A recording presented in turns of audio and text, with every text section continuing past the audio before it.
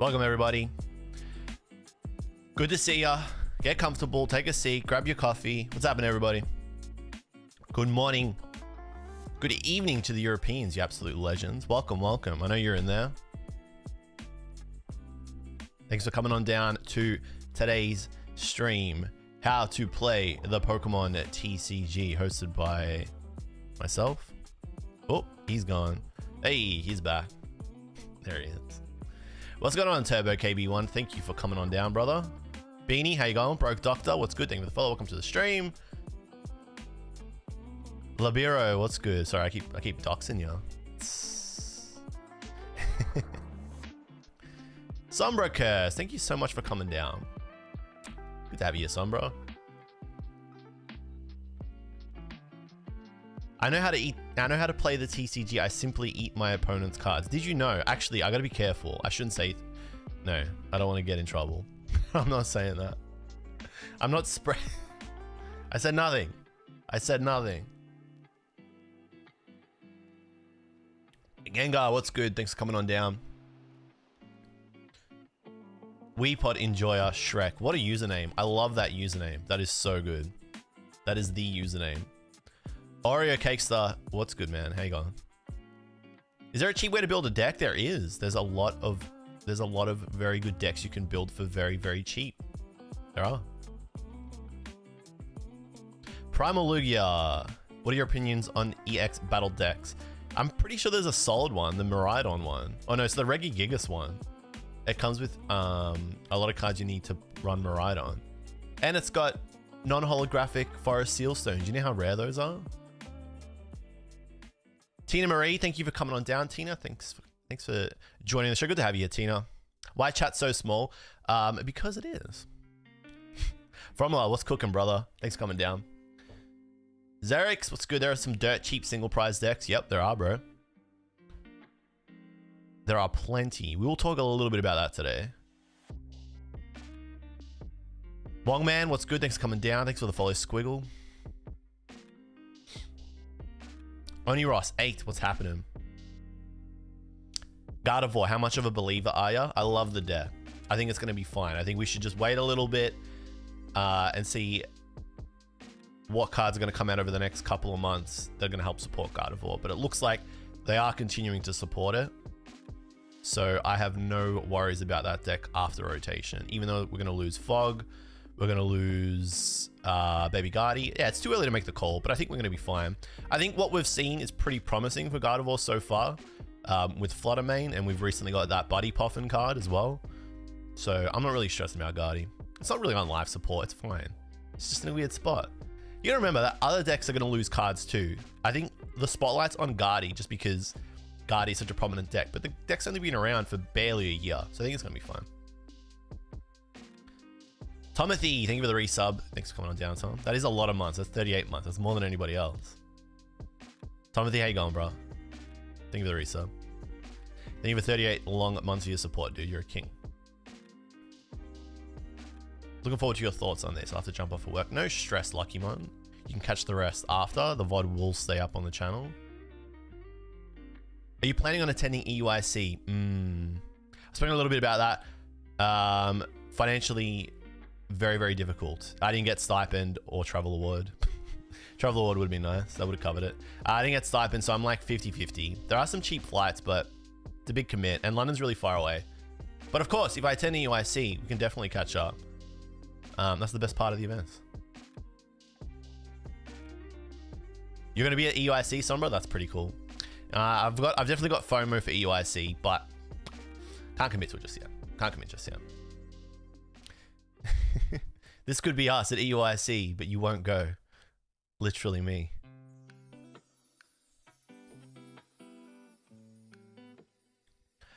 We will wait a little bit. We're just going to let things warm up. We're going to get everyone comfortable. I think I need to get a little bit comfortable as well before we jump fully into this. So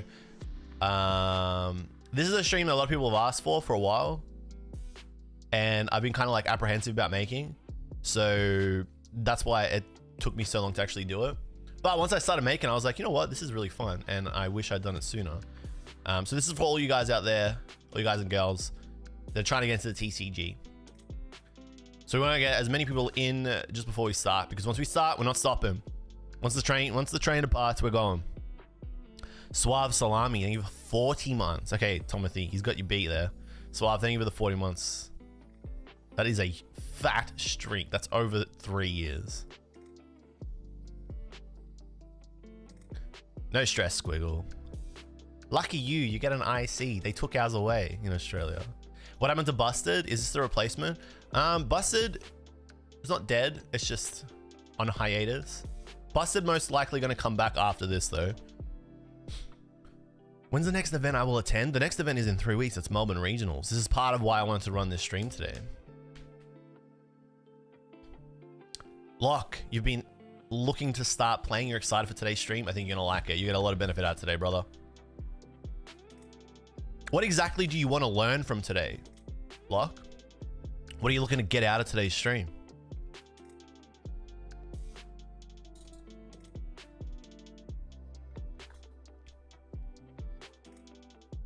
Does that? What happens if I do that? Do you guys see my desktop? It's fine. Did you guys see my desktop for a brief moment there? It's all good. Don't worry. I'm okay with that. It's the second screen. What's the plan for now? Yeah, you did. Okay, cool. That's all good. What's the plan for now? The plan is actually, as you said, more of a balance of content. So we're going to do a little bit of both this year. Actually, we're going to do a lot of TCG content this year. Alongside everything. We're going to do a bit of everything this year. The big reason for that is because I went on this huge journey trying to get to Worlds, and I didn't bring you guys along with it. I don't feel like I did a good enough job of that, of bringing along people that wanted to get to Worlds with me. But I mean, part of that was because it was so hard and I had to like fully hone in and focus on it. And I wouldn't have been able to do it if I hadn't done that. So, you know, it was like a risk. It was like a gain loss kind of thing. I had to just like balance. What did it cost? Everything. Did you do it? Yes. What did it cost? Everything. That's what this is all about. This is about fixing that, because there's still 6 months and I was in, we'll talk about this as part of the stream. We'll talk about this in a bit, but I was in this exact same spot, this same time last year, and I cooked, and you can cook too.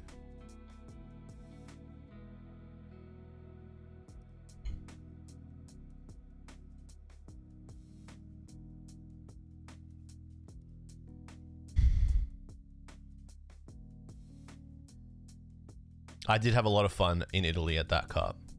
Can you recreate, simulate your Worlds 2023 matches vaguely so we can learn from your top plays and mistakes?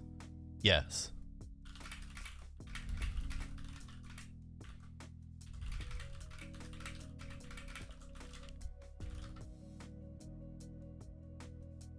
Asteri, what's good? How you going?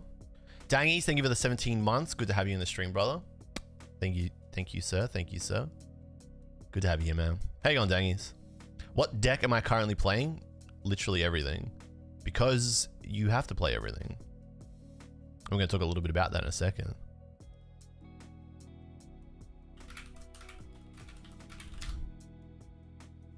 How to play Pokemon TCG.pptx Seminar 1 Part 1. This is a 2-part PowerPoint because it was too big.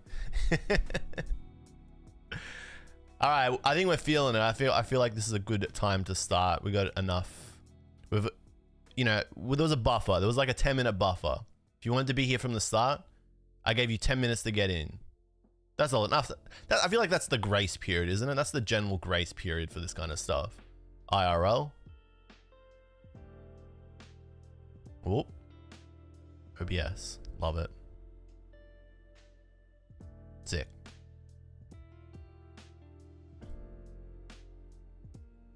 All right, I feel like it's time to cook.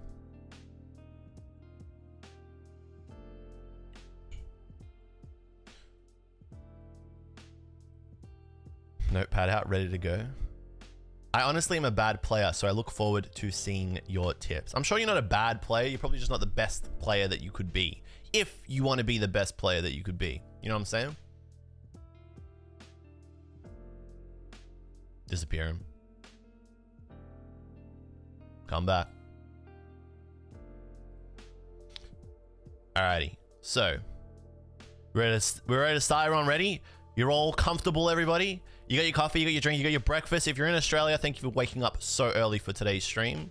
You absolute boss. If you're in Europe or the UK, thank you so much for staying up that extra little bit later. I know it's, well, you know, it's about 10:30, 11 p.m. roughly there. So I feel like you can stay up till midnight for this one. You're going to get a lot out of it. And if you're in the States, lucky you, it's the afternoon. You got the whole day ahead of you. You're fine. But irrespective of that, oh, if you're a European, can't forget the Europeans. I love the Europeans, trust me. I know maybe it's a little bit later for some of you guys. Thank you. Thanks for coming down, guys. I hope you take a lot out of today's stream. I took a lot out of making it, which was really cool. Yeah, and I actually think even just making this helped me a lot lately, which is good. And that was the whole point. Will this stream help your flower selecting luck? Luck.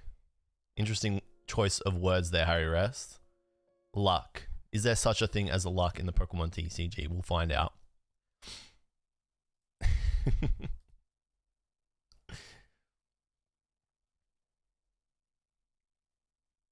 Alright, it's go time, guys. Henry, thanks for coming on down, brother. You absolute boss.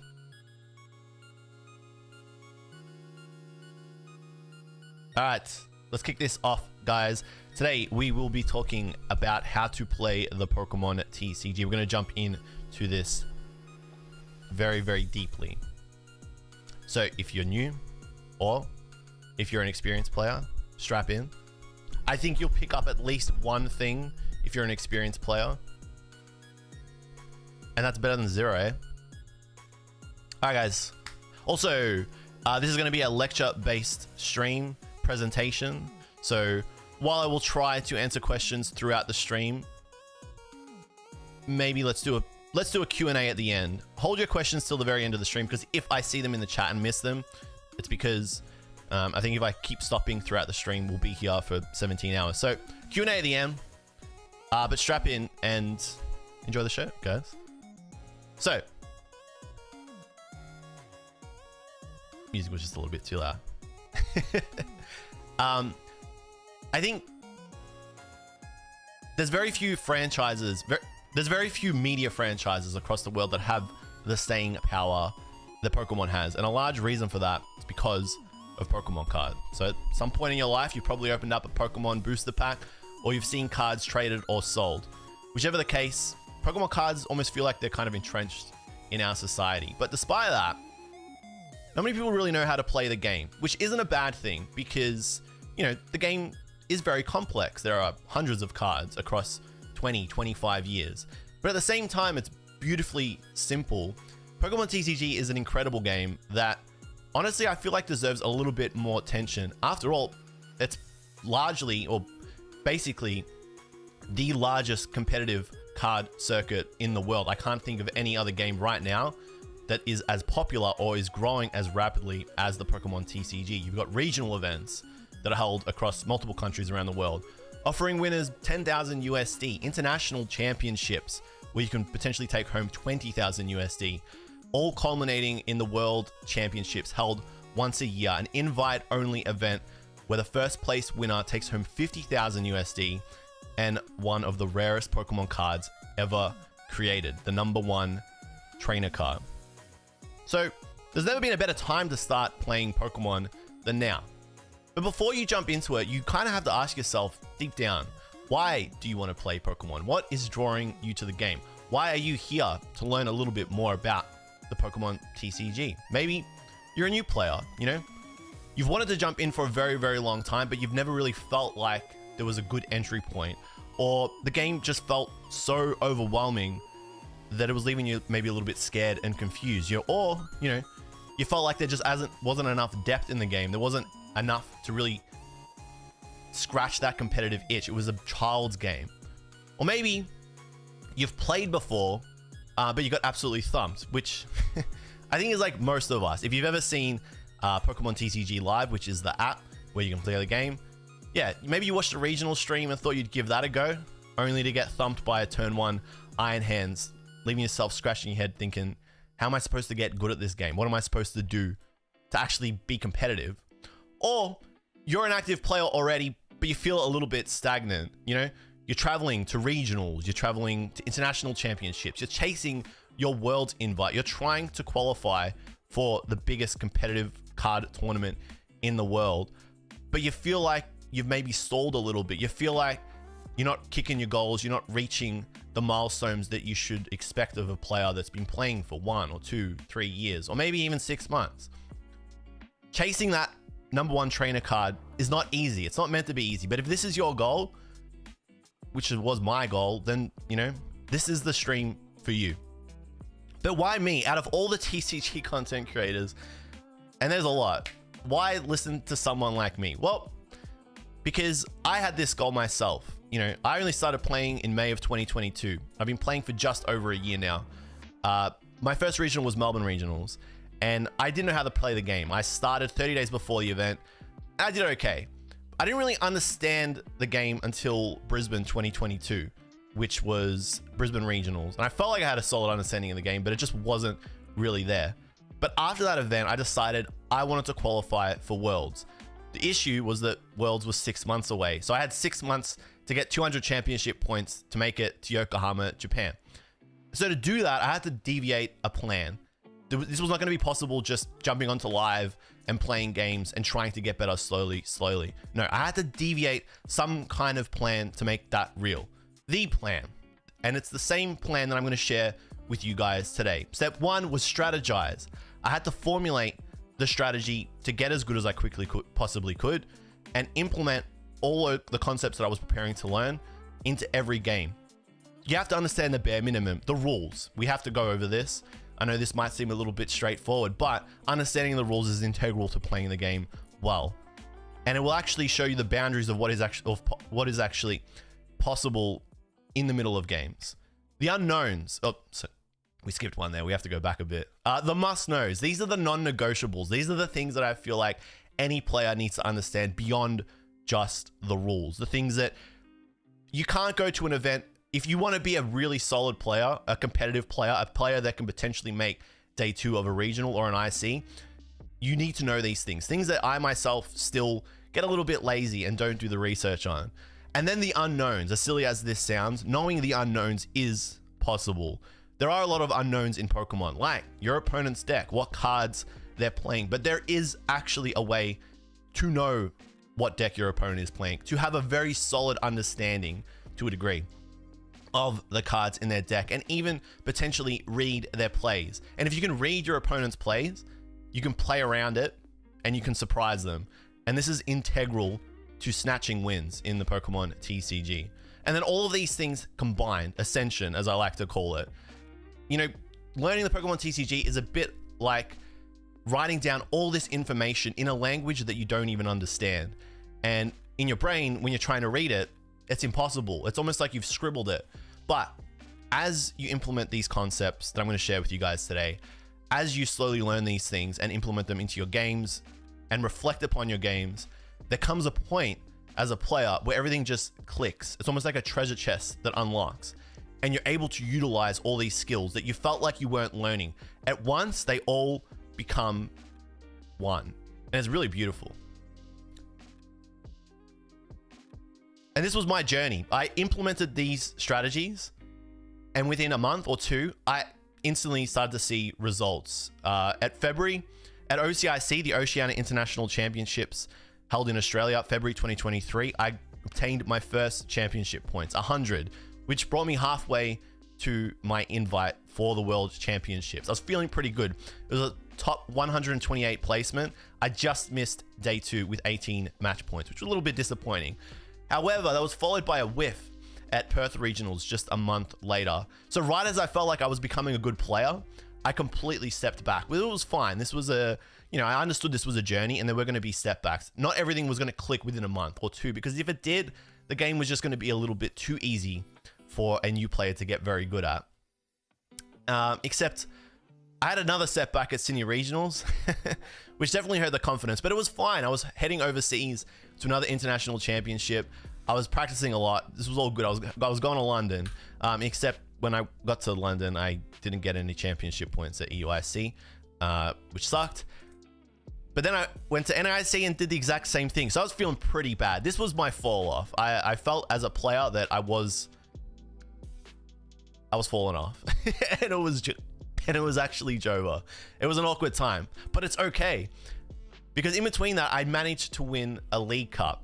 Obviously not a regional or an international championship. Nonetheless, a win is a win. This was the first League Cup I ever won. And I instantly became, I actually hit a major milestone with this. This is an incredible achievement. I mean, this was sick. Let's just call a spade a spade. This was awesome. I was loving this, right? I became the first Australian player to win an Italian League Cup. And the first Australian player with Italian heritage, I'm fully Italian, to do that in Italy as well.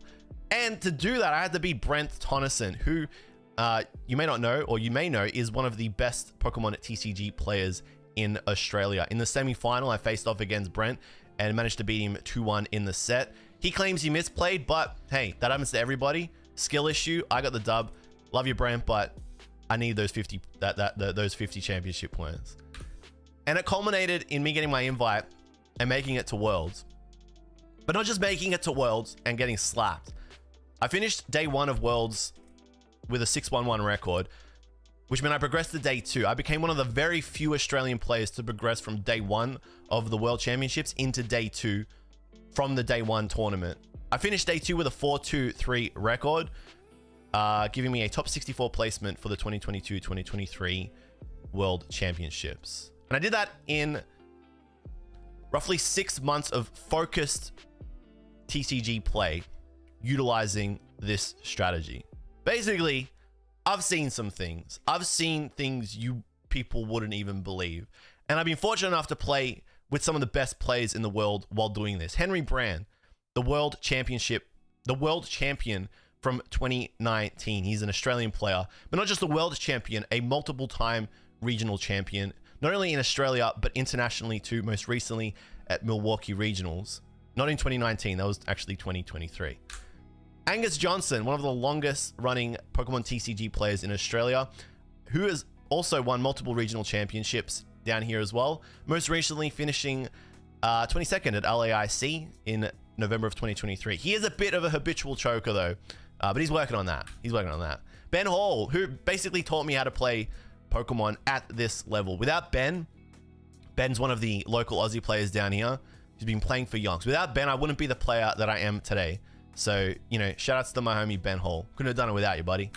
Matty Burris, a multiple regional champion winner down here in Australia, who finished 6th at LAIC in 2023. James Cox, an international player, lived in Australia, currently living in Europe, who finished 4th at the World Championships in 2022. And Brent Tonneson, who I've traveled with, practiced with, competed against. He's one of Australia's most decorated players. Again, winning multiple regional championships, placing highly, and finishing 10th at Worlds in 2023. And also shout outs to Luke. Yes, Luke, but your picture's not in here. I didn't want to do you like that. And Brent also has one of the best smiles in Pokemon TCG as well. Jeremy's got a pretty cute smile as well. But yeah, I can't compete with Brent's smile. But not only have I practiced with massive players, I've battled against them too. After all, I've flown internationally and played at these ICs. Ryota Ishiyama, who finished top 4 in Worlds of 2022. At OCIC, I faced him in the second round, which was extremely horrifying, but I managed to walk away with the win. Ross Cawthon, who I beat at the World Championships 2023 to progress to my win in. Nico Alabas, who won OCIC 2019 or 2018. To be fair, he did dead draw, but a win's a win. We take those. And Andrew Hedrick, who's won multiple regional championships in America. I didn't actually beat him. He ended my day 2 run, which was kind of sad. But this means nothing. Just because I've played with good players and played against them doesn't make me a good player. I mean, it doesn't mean nothing. It means a little bit. But it doesn't make me a good player. It's not what makes you a pro. Practicing with pros, competing against them doesn't necessarily make you good. You know, multiple times I'll walk away from events and it's the worst feeling in the world. You know, a mistake that I should know better. You know, things that I've studied around, things I've practiced, things that the mistakes that the old me would make is still making. Some big, some small. But small mistakes in the Pokemon TCG are enough to turn what should be wins into losses, and arguably even worse, ties, because ties are some of the worst things. They're some of the worst results in Pokemon.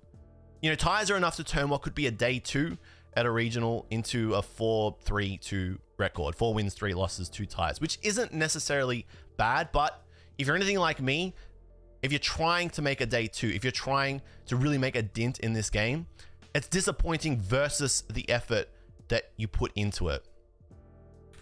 Plenty of times I'll walk away from an event just thinking, I would have won if I had one more turn, or if one other thing went my way, or if I drew better, or if I top decked, or if they hadn't top decked. But as players, we can't rely on that as an excuse. You know, there's an element of luck in the TCG, but a lot of it is in our control. So together, I want to rectify that. I'm still trying to rectify this myself, but I want to do this with you too. I want to show you how you can identify your mistakes, because if you can identify your mistakes through gameplay, then you're able to fix them. If you can't identify them, if you're not aware of them, you're not going to be able to fix your gameplay mistakes. So let's start from the very, very beginning. How does Pokemon work? It's a really simple game. I just got to run that a bit. How does Pokemon work? It's an incredibly simple game that's complex under the hood. Before you start a game, you flip a coin to decide who goes first. And most of the time, we do this with a dice now. Once you've done that, you shuffle your deck of 60 cards, and then you draw 7. Both players start the game with 7 cards in their hand. In order to progress and start the game, you need to put an active Pokemon face down. This needs to be a basic Pokemon. If you don't do that, your opponent gets to draw another card. It's what we call a mulligan. So you need to shuffle and draw 7 until you're able to start Pokemon face down. Once you've started that Pokemon face down, you put 6 prize cards from the top of your deck face down. And in order to win the game, you need to KO Pokemon and claim those 6 prize cards. As you KO your opponent's Pokemon, you take prize cards, more or less depending on the Pokemon that you knock out. And when you take all 6, you win the game. Or if your opponent has no remaining Pokemon on the field, this is what we call a donk. Debatable, donk usually is like turn 1. But if your opponent has no Pokemon on the field, they're unable to continue the game, you also win. And another way to win the game is through deck out. So basically, when your opponent can't draw any more cards on their turn, you win the game. That's it. It's really straightforward. There are some rules that you have to understand in order to play a game. And once you understand these, you're basically ready to go. Turn 1, going first. So you are going first, and it's your first turn of the game. You can't play a supporter card. This is one of the cards inside of a deck, but you're unable to play a supporter card on your first turn. You're also unable to attack. So while you may be able to put a Pokemon in a position to attack, it can't attack on its first turn. However, on your first turn going second, you can play a supporter card like Arven, as you can see here. And you also can attack, which can be very devastating for your opponent who went first on their first turn, because sometimes you can end the game right here. Not every time, all right, granted, but there are some decks and some matchups that are favored to turn 1 going second, such as Miraidon EX, which is able to set up very, very rapidly because of its ability to use the supporter going second and start taking knockouts. Supporters can only be played once per turn. So if you've got a supporter card in your hand, and like I said, you're not going first on your first turn, you're able to play a supporter, but you can only play 1 per turn. If you violate that rule at a regional or a championship or at a cup, anywhere, you're gonna get a penalty. So don't play more than 1 supporter per turn. I've done this multiple times. I did this at Perth Regionals, and I got a DPL, and it actually turned a game that I was winning into a losing game. I lost that game, and that ended my Perth run, all because I played 2 supporters, and I know this rule. So, you know, you might know all the rules, but sometimes you do slip up and make a mistake. Remember that. 1 supporter per turn. Don't play 2 in the same turn. Energy can only be attached once per turn from your hand, unless an ability or a supporter allows otherwise. And there are some item cards like Electric Generator that can accelerate energy to your Pokemon, but it doesn't happen from your hand. Usually happens from your deck. So 1 energy per turn from your hand, unless the ability of a Pokemon that you have in play says otherwise, or a supporter says otherwise. Stadiums can only be played once per turn. So you can only play 1 stadium per turn, and you can't play a stadium that is already in play. So if your opponent has played down an Artisan, you are unable to play down your Artisan in your hand. However, you can play a different stadium card, and that is what we sometimes call bumping a stadium. So you're able to play a different stadium card once per turn, but not the same stadium card that is in play. Tool cards are cards that you attach to your Pokemon. Sometimes they provide ability, sometimes they provide attack, sometimes they provide buffs. They have multiple different functions. However, you can only attach one tool per Pokemon. There are some Pokemon that let you attach multiple tools to them, such as honchKROV, but they are the exceptions to this rule. You can attach as many tools to your Pokemon per turn as you like to different Pokemon. So you can put a Forest Sealstone onto your rarest, and then you can put a Bravery Charm onto your Iron Hands EX. That's okay, but you can't put more than one tool onto the same Pokemon unless noted otherwise. And retreating, you can only retreat once per turn from the active. Usually this is done by fulfilling the energy cost of the Pokemon's retreat cost, and then discarding that energy as you retreat it from the active to the bench. However, you can use switching items that move your Pokemon from the active to the bench multiple times during your turn. Of course, you have to have the item in your hand in order to be able to do that, but the retreat can only occur once per turn. And evolution, this is an integral component to Pokemon, not just in the game, but also in the trading card game. However, evolution does have some rules that you need to abide by. Once per turn per Pokemon. So you can't evolve a Ralts into a Curlier and then a Curlier into a Gardevoir in the same turn. You can only evolve that Pokemon once per turn. You can't evolve a Pokemon that you play in the same turn. So while you may have the Ralts and the Curlier in your hand, you're unable to play the Ralts and then evolve it into a Curlier. If you could do that, some decks would just be infinitely broken. So you can't evolve the Pokemon in the same turn that you play it. And just like in the game, well, not really in the game, and you're also able to accelerate evolution using items. So Rare Candy is a very prevalent card in the game across many different decks that skips a stage of evolution. So if you have a Ralts in play from your previous turn, on your next turn, if you have the Rare Candy in your hand and the Gardevoir EX, you're able to play the Rare Candy, skip the Curlier evolution, and go straight into the Gardevoir. So items can accelerate evolution in the TCG. When you declare an attack, that is it. So once you complete all your actions, once you feel like you've done everything you've wanted to achieve in your turn, when you declare an attack, that is it. There's no going back. And that's pretty important, especially if you're playing at a regional or an IC.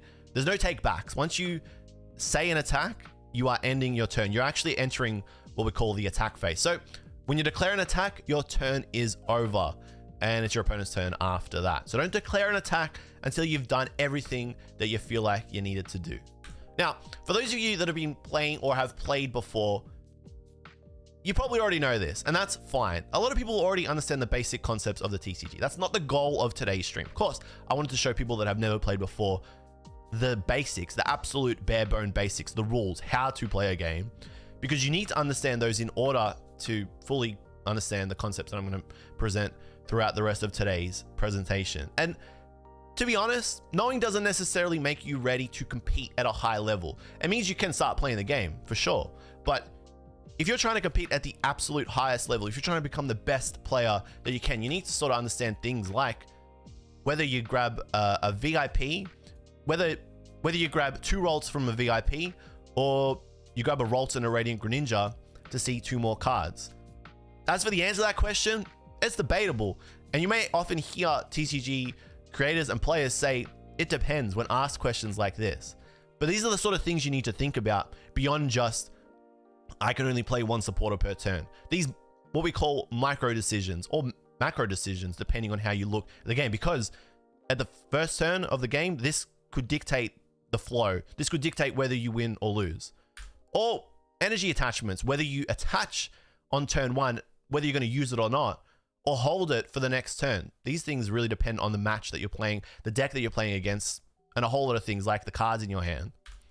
Or which stadium to play. You know, you can understand the rules, but knowing which stadium to play at which junction of the game, really difficult. These are the things that I call the 1%ers. And in the Pokemon TCG, there's probably 20, 30 1%ers.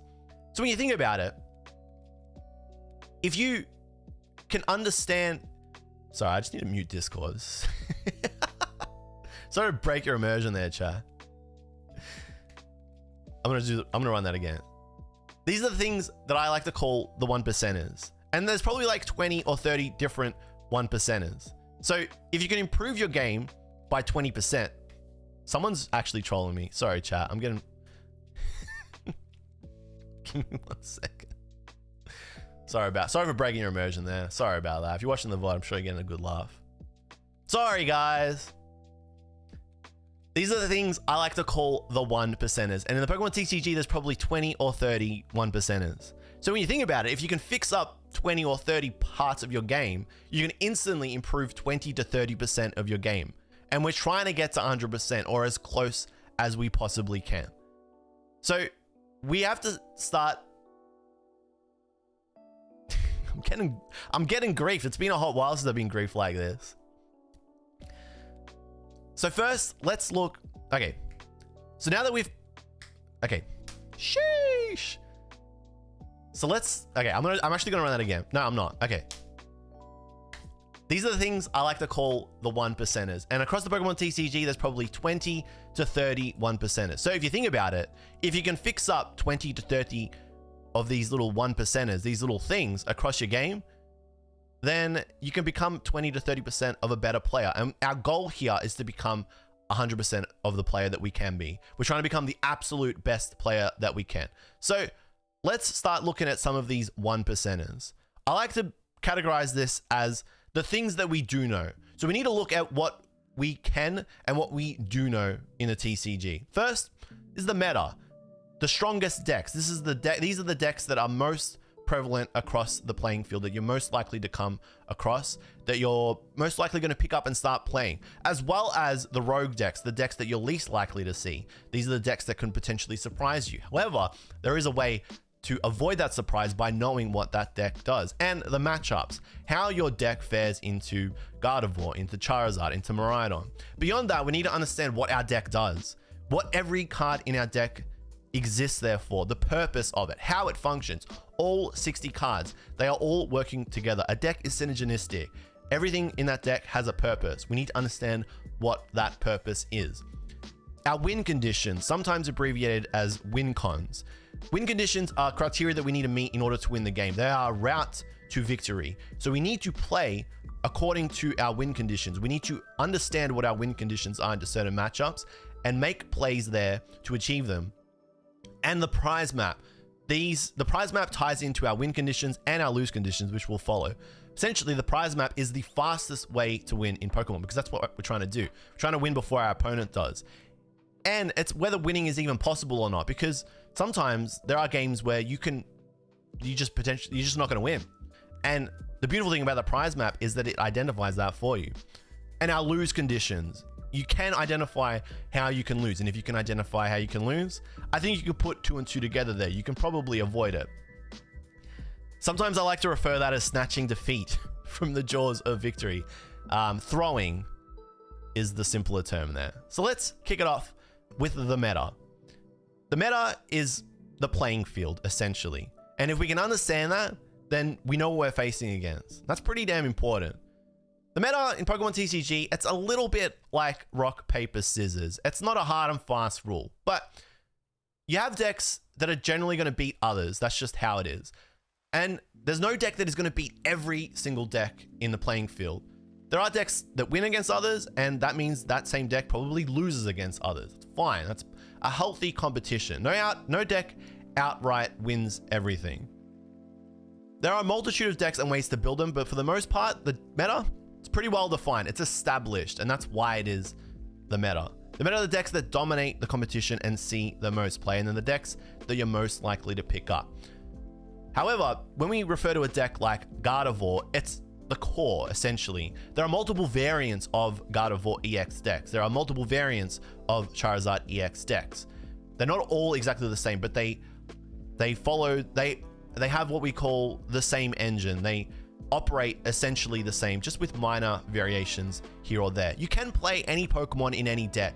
However, call a spade, to be serious, more likely than not, if you're going to try and compete at a regional or an IC or even a League Cup, you're going to need to bring a deck that function. So try to avoid, deck building is a very complex discussion, and we may not necessarily hone in on the finer concepts, the finer parts of deck building today. We will touch over it, and you'll be able to take those basic concepts and apply them to how you look at decks. But deck building, honestly, is extremely difficult.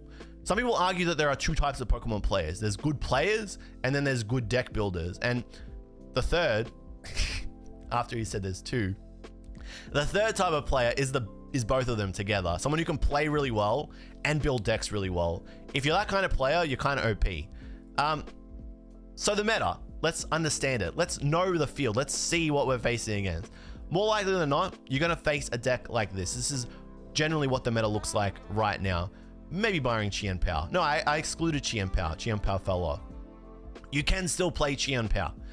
So Gardevoir EX, probably most if you're someone who's never played before, you're probably aware of Gardevoir EX because it's the deck that everybody was talking about last year. Has slow build up, but late game dominance because a lot of the cards in it function from behind. So this is a bit of a comeback deck, but it can also completely dominate games outright and take the lead and hold it too. Charizard EX, it's a hard hitting tank. That Pokemon has a massive amount of health.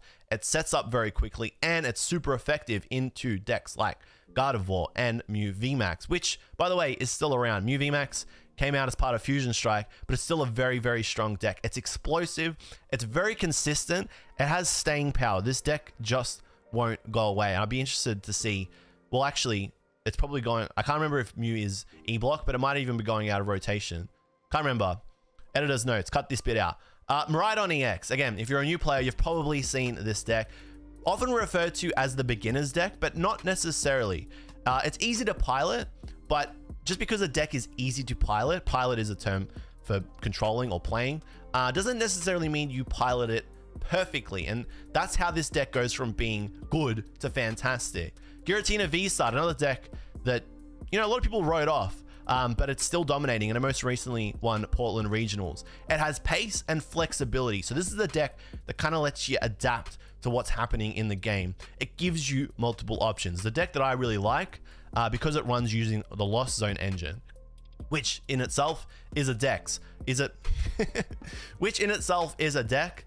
Lost Zone box is a bit of a blanket term. There are lots of variations of Lost Zone decks that utilize cards like Comfey, Sableye, Cramorant, and Colress's Experiment. That's the engine, but what you put inside that toolbox is what really lets you attack.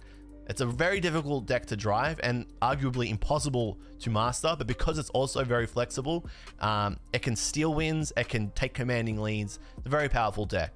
There's also Urshifu Inteleon, a deck that snipes and then sweeps your bench using cards like Metacham V, which gives you another turn. And you can imagine how strong that must be. If there's a deck that gives you another turn in the game, lets you absolutely run Reek on your opponent, run havoc on your opponent's board state. And Snorlax Block, another very common deck right now that stalls, which seems a little bit silly, but it doesn't actually attack into your Pokemon. It forces a deck out, or it forces you to misplay. It can catch you off guard if you don't understand how the deck works, which is why you should get familiar with the meta. Because if you get familiar, then you know what you're facing against. You don't have to know everything, because it's very difficult to know everything. It's really hard to know every single deck, every single card interaction. But if you're at least somewhat aware of what you're facing out there, if you know what decks you're going to encounter, then you're able to deal with them when you see them, rather than just being surprised on the spot, which is often what happens with what we like to call rogue decks. These are decks that people aren't often playing, but still are in the game, like Meowscarada EX, Alolan Raticate, Frostlass EX, Scaladurge EX. These are all very, very relevant decks that I don't even know what they do, which is why I need to take a step back and go and look at these decks and understand how they function, so that if I understand how they function, I'm able to beat them. You don't need to know everything, but you need to at least be aware. It's the main takeaway. One thing you need to understand everything about, however, is your deck. You need to understand absolutely every component of this thing, and you shouldn't be expected. I'm not expecting you to pick up a 60 card deck and then know everything that it does, right? From the get-go, because can't. That's unreasonable to expect that. However, you need to make an active effort to understand every piece of your deck, every card, why it exists, you know?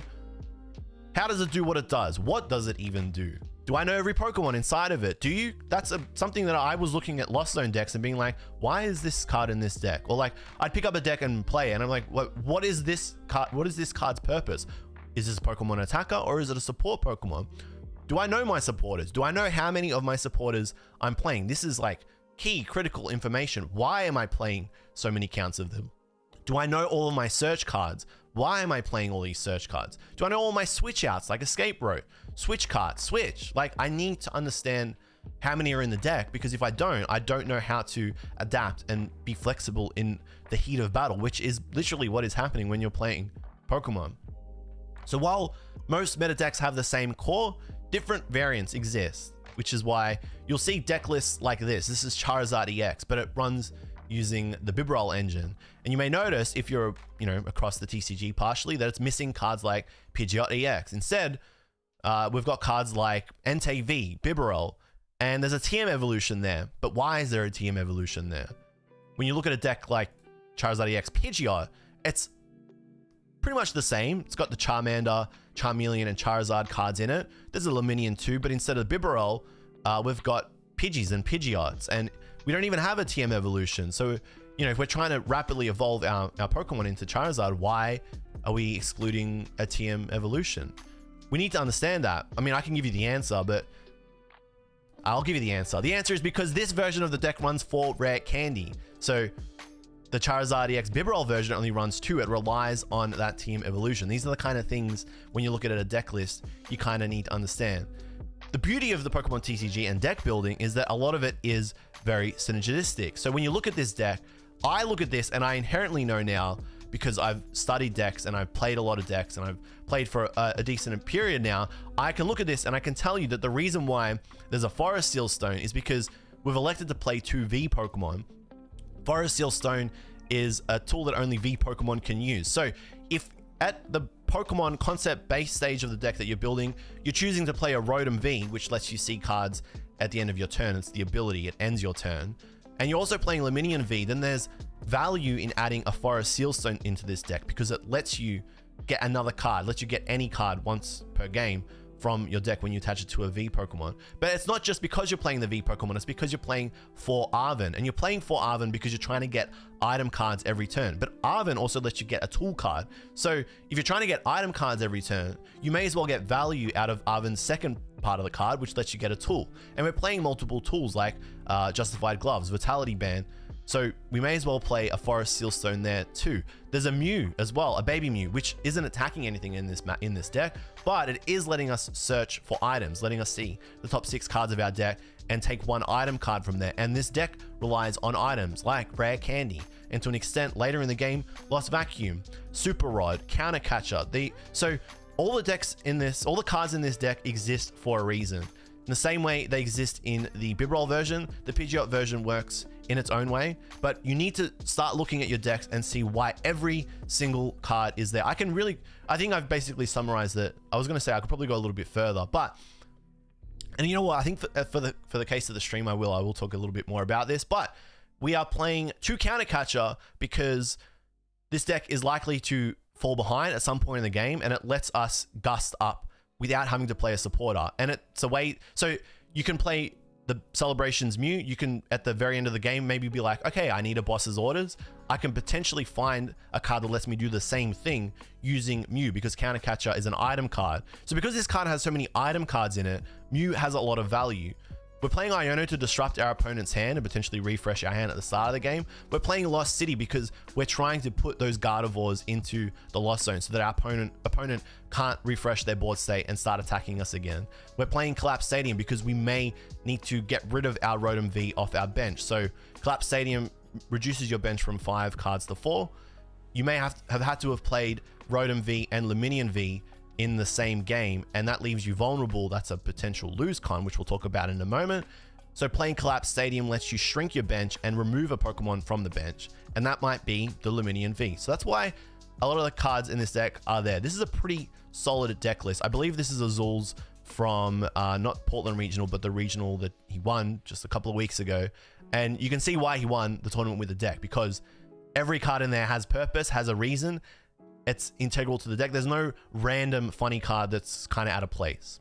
Understand your deck fully, and you're going to be much more equipped as a player. You're going to be able to see. I basically should have had that. Whatever. We move. You know. Okay. Deck synergy is really important when it comes to deck building. When you're looking at cards to take out, be careful, because every card is likely there for a reason. So if you've picked up Azul's list and you've decided that you want to maybe take out a rare candy, maybe you think 4 rare candy is too many, consider whether that is a good option or not. You have Charmander and Pidgey that are trying to rapidly evolve into Charizard EX and Pidgeot EX respectively, and they are doing that with the rare candy. So if you take one of those rare candies out and you don't have a TM evolution, well, you're kind of cutting off your nose to spite your face. You may put in a cool tech card that you feel might beat certain matchups, but is your deck still going to run? Are you still able to play the game?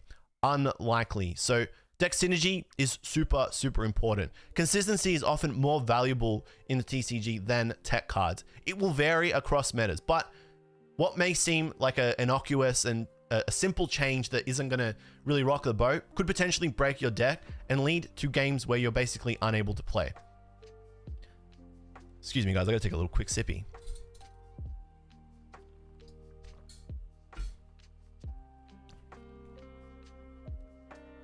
All right. So a little bit earlier, we spoke about win conditions. Win conditions are essentially what we need to do to win. I know that sounds really silly. You might think what I need to do to win is to knock out my opponent's Pokemon, and that is my win condition. No, win cons are criteria that we need to meet, things that we have to do, certain combos that we need to pull off in order to win the game. And win cons can be really simple, and they can also be really complex, especially when it's coming down to the wire and it's very late in the game. Win conditions can be really difficult to see, but if you understand what majority of your win conditions are into each matchup, then when you get to that junction of the game, when you get to that point, you're not trying to solve the puzzle on the spot because you've already solved it.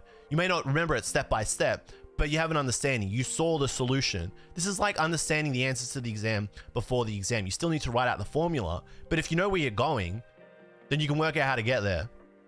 Actually, I think it's the other way around. If you know where if you can work out how to get there, you'll go there. Whatever. At some point, you're going to get there. Take, for example, this board state. So this is a Gardevoir into Lost Box board state. We're the Gardevoir player. Our baby Gardevoir has 6 damage counters on it at the moment, and it's about to receive an attack from our opponent's Sableye using Lost Mode. So they've used the Lost Mine and they've gone down to 1 prize card. They've knocked out our Gardevoir EX, our baby Gardevoir, so we've lost our primary attacker from that turn, and there's now 4 damage counters on the Manaphy. Arguably, damage counters as the Lost Box player probably should have gone onto the Curlier to make life a little bit harder, but it's much of a muchness in this instance of the game, because as the Gardevoir player, we can recognize that there are 2 threats on the board right now. The first is the Sableye, which is in the active. We need to deal with that. And the second is the Cramorant. And the other big glaring issue right now is that there is 1 prize card left, and we still need to take 2, which is going to be difficult, but we can do this because we understand what our win condition here is. And in this instance, it's playing an Iono in this turn at some point, and it's attacking with a Gardevoir EX. So we can recognize as soon as our Gardevoir is knocked out that if we want to win this game, we need to do this. All right, we have to do this. So we start our turn with purpose rather than just playing cards willy-nilly and trying to work it out as we go. We play our turn with purpose because we've recognized our win condition. However, we also need to fulfill something else, which is maybe not very readily apparent and wasn't to me, because this is actually an instance where I lost at a League Cup, which is really frustrating. We also need to make sure that there is a second Pokemon that can't be knocked out by that Cramorant on our board, which means getting either a Radiant Greninja or a Gardevoir EX. So our win condition here is to finish the turn attacking with a Gardevoir EX, to find an Iono, to reduce our opponent's hand to 1, to reduce the chance of them finding cards to get out of this situation, play it, and then attack with the Gardevoir EX, knocking out the Sableye, and hope, which is the win con here, hope that our opponent doesn't have a response to this, and if they don't, they'll have to pass, and we'll be able to take another knockout pretty easily with the Gardevoir EX to win the game. So even though it looks like we're in a losing position because they only have to take one more prize card, we're actually in a really strong spot and we're able to win, but only if we recognize that win condition before we get to that point. Otherwise, we're kind of figuring it out as we go. Let's look at a Charizard example, because a lot of people are playing Charizard EX right now. So you're the Charizard player, and your opponent has very, very astutely recognized that Pidgeot EX is what drives your deck, because Pidgeot's ability lets you grab any card from your deck, which is an incredible power. Lets you grab exactly what you need at any point in the game. If this Pidgeot stays alive, then you're able to grab the boss's orders you need on your next turn to knock out the Gardevoir EX with your Charizard EX and win the game. But the opponents recognize, no, this Pidgeot needs to go. Instead of knocking out the Rotom or the Charmeleon, they've said, I need a win by doing this, so I'm going to knock out the Pidgeot. So your Pidgeot gets knocked out, and now your opponent is on one prize card. They're one turn away from winning the game. And you haven't got a way to see many cards. Now, at this point, you need to recognize what your win condition is. You need to identify it. You need to know what it is. And your win condition here is actually boss's orders or counter catcher. So you're lucky here. You got 2 win conditions. You're better than usually having 1. So you need to find a boss's orders or a counter catcher. And the easiest way to do that is by drawing a card, right? You know, putting the Charizard forward and then knocking out your opponent. But if you do that, you only draw 1 card. So you've got 1 shot at getting the exact card you need. Not very likely. And, you know, some players might just promote the Charizard and go, well, I need a top deck, the exact card I need. And if I don't get it, I lose. And that's just unlucky. But you've actually got a win con here because Mew is on the board with an energy. So your win condition is actually promoting the baby Mew once your Pidgeot gets knocked out. Because if you do that, you can use baby Mew's ability, Mysterious Tail, to look for 6 cards at the top of your deck. And if you find an Ultra Ball, then you can find a Luminion. And if you find a Luminion, you can get a boss's orders. And if you do that, you win the game. You're going to see 6 cards. If you promote the Charizard EX, you're going to see 1 card. And you might find an Iono, but if you play that, you can't play boss's orders. And that might find you a counter catcher, but it's not as likely as putting the Mysterious Tail forward, because that'll find you an Ultra Ball maybe. And it's got a better chance of finding a counter catcher. You put the Mew forward, you draw 1 card, and then you see 6 cards at the top of your deck. And at this point, your deck's pretty thin. You're more likely than not to find an Ultra Ball or a counter catcher. You do that, you find the exact card you need, you boss up the Gardevoir EX, you retreat, remove the energy off the Mew, you promote the Charizard EX, and you knock them out. Here's our Ultra Ball. Here's our Ultra Ball discarding 2 cards we don't need at this point because we're going to win. We grab the Luminion, we play the Luminion, we get a boss's orders out from our deck, we play the boss's orders, we bring up the Gardevoir EX, we promote our Charizard, and we're hitting for weakness at this point in the game. So this thing is gone. There's our 2 prizes. We win. Become aware of your win conditions before you get into the game. Obviously, the better player you become over time, you'll be able to recognize win conditions on the spot. And, you know, this just comes from experience. That's Ascension, right? It's a really difficult thing to achieve. But there are a lot of win conditions that you can understand before you get to a game. And if you know what they are, you should roughly write these down. And I'll show you a really nice way to write them down in a little bit. You know, when you're playing against Miraidon, you know exactly what you need to do rather than panicking on the spot and feeling like it's impossible and, you know, I just hope that I get what I need. Now, I need to swap the PowerPoint because the PowerPoint became very, very big because of the GIFs. Now will be a good time for any questions. If you've got any questions, I'm happy to answer them now as I get the next part of the stream set up. Shoot, hit me, guys. I did see a few in there, but I was kind of like punching forward, punching past them because otherwise we'll be here all day.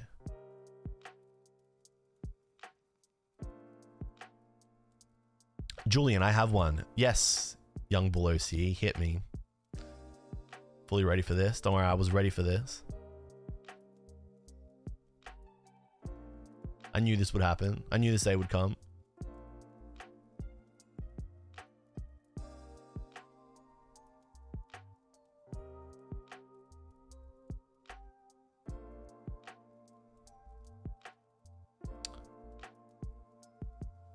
Good morning, Genium G. How you going, buddy?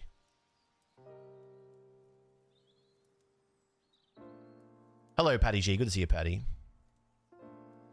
What are the top 5 decks in the meta right now for new players to try out? I think as a new player, top 5 decks, Probably Miraidon EX is a really great deck to pick up if you're a new player. Just gets you a feel for the game. Helps you understand the pace of the game a little bit. Charizard EX is a pretty good deck, which seems easy to be really good with, but has a lot of just finite sequencing things. Ordering is really important in that deck.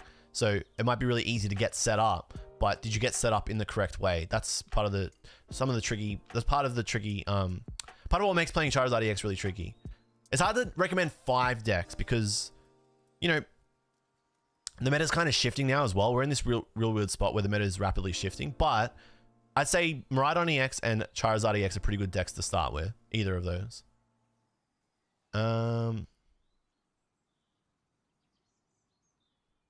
What time do you reckon you'll stream till? We've got a little bit more to go, but not a whole lot. What was young Belosi's question? Oh, wait. As a new player, what's your preparation strategy for a big tournament like Melbourne Regionals? I'll talk about a little bit of that at the end. That'll come at the end. Rem, I think you need to pivot into playing very bare bones basic. Like, think about this if you were explaining the game to a 5-year-old who never played the TCG in their life. Yeah, that will come. That will come. That will come. The beauty of the game is if you can look at what I'm presenting today, whether you understand it immediately or not, you're going to become aware, which is really important in the TCG. There's no how to instantly win. It is a process. It takes time. Like it took me at least 6 months. Gotta close this one.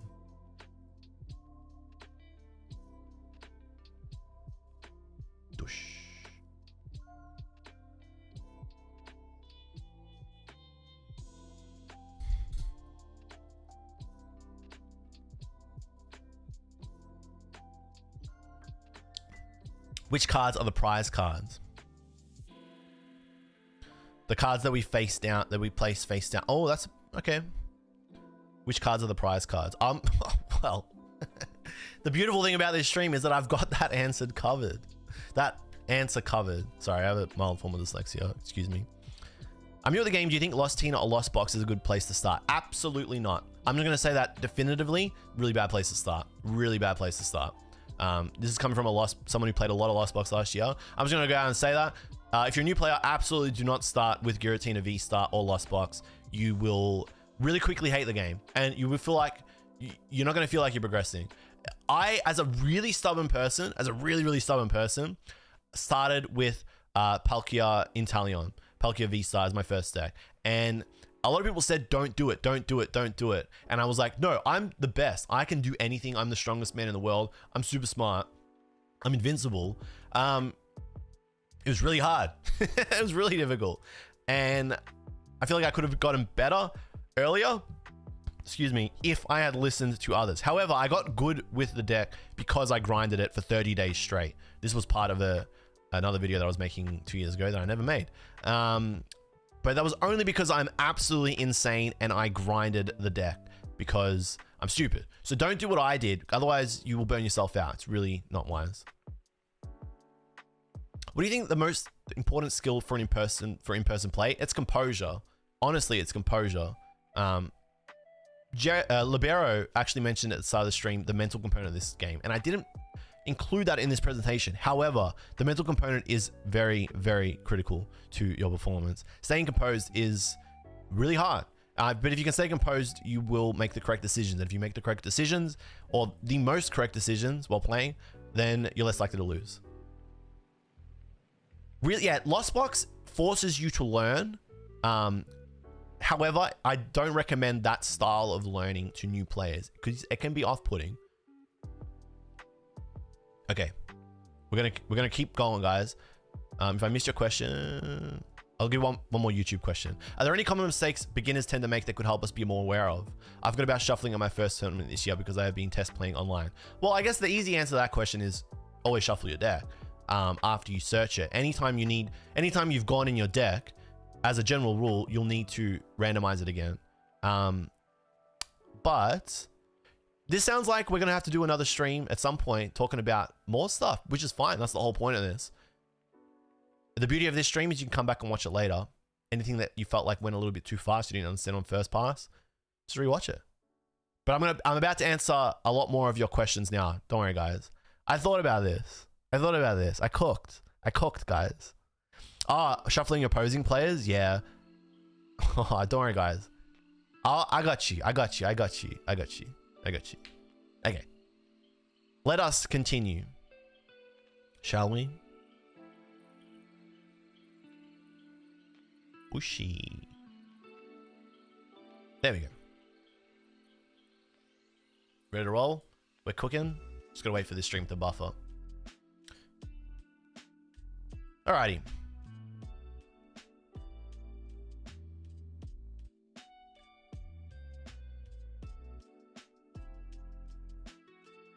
So, funnily enough, one of the questions I got a little bit earlier, sometimes this might, if you're a new player, this might go over your head as well when we talk about prize cards. So we're going to talk about prize cards now and clarify that for anybody who doesn't understand where the prize cards are on the board.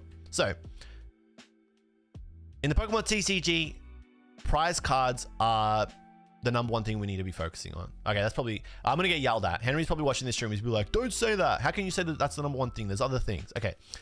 In the Pokemon TCG, to win, you need to claim all 6 of your prize cards. So our prize cards, they're pretty important. A lot of our game needs to revolve around our prize cards and how we get them.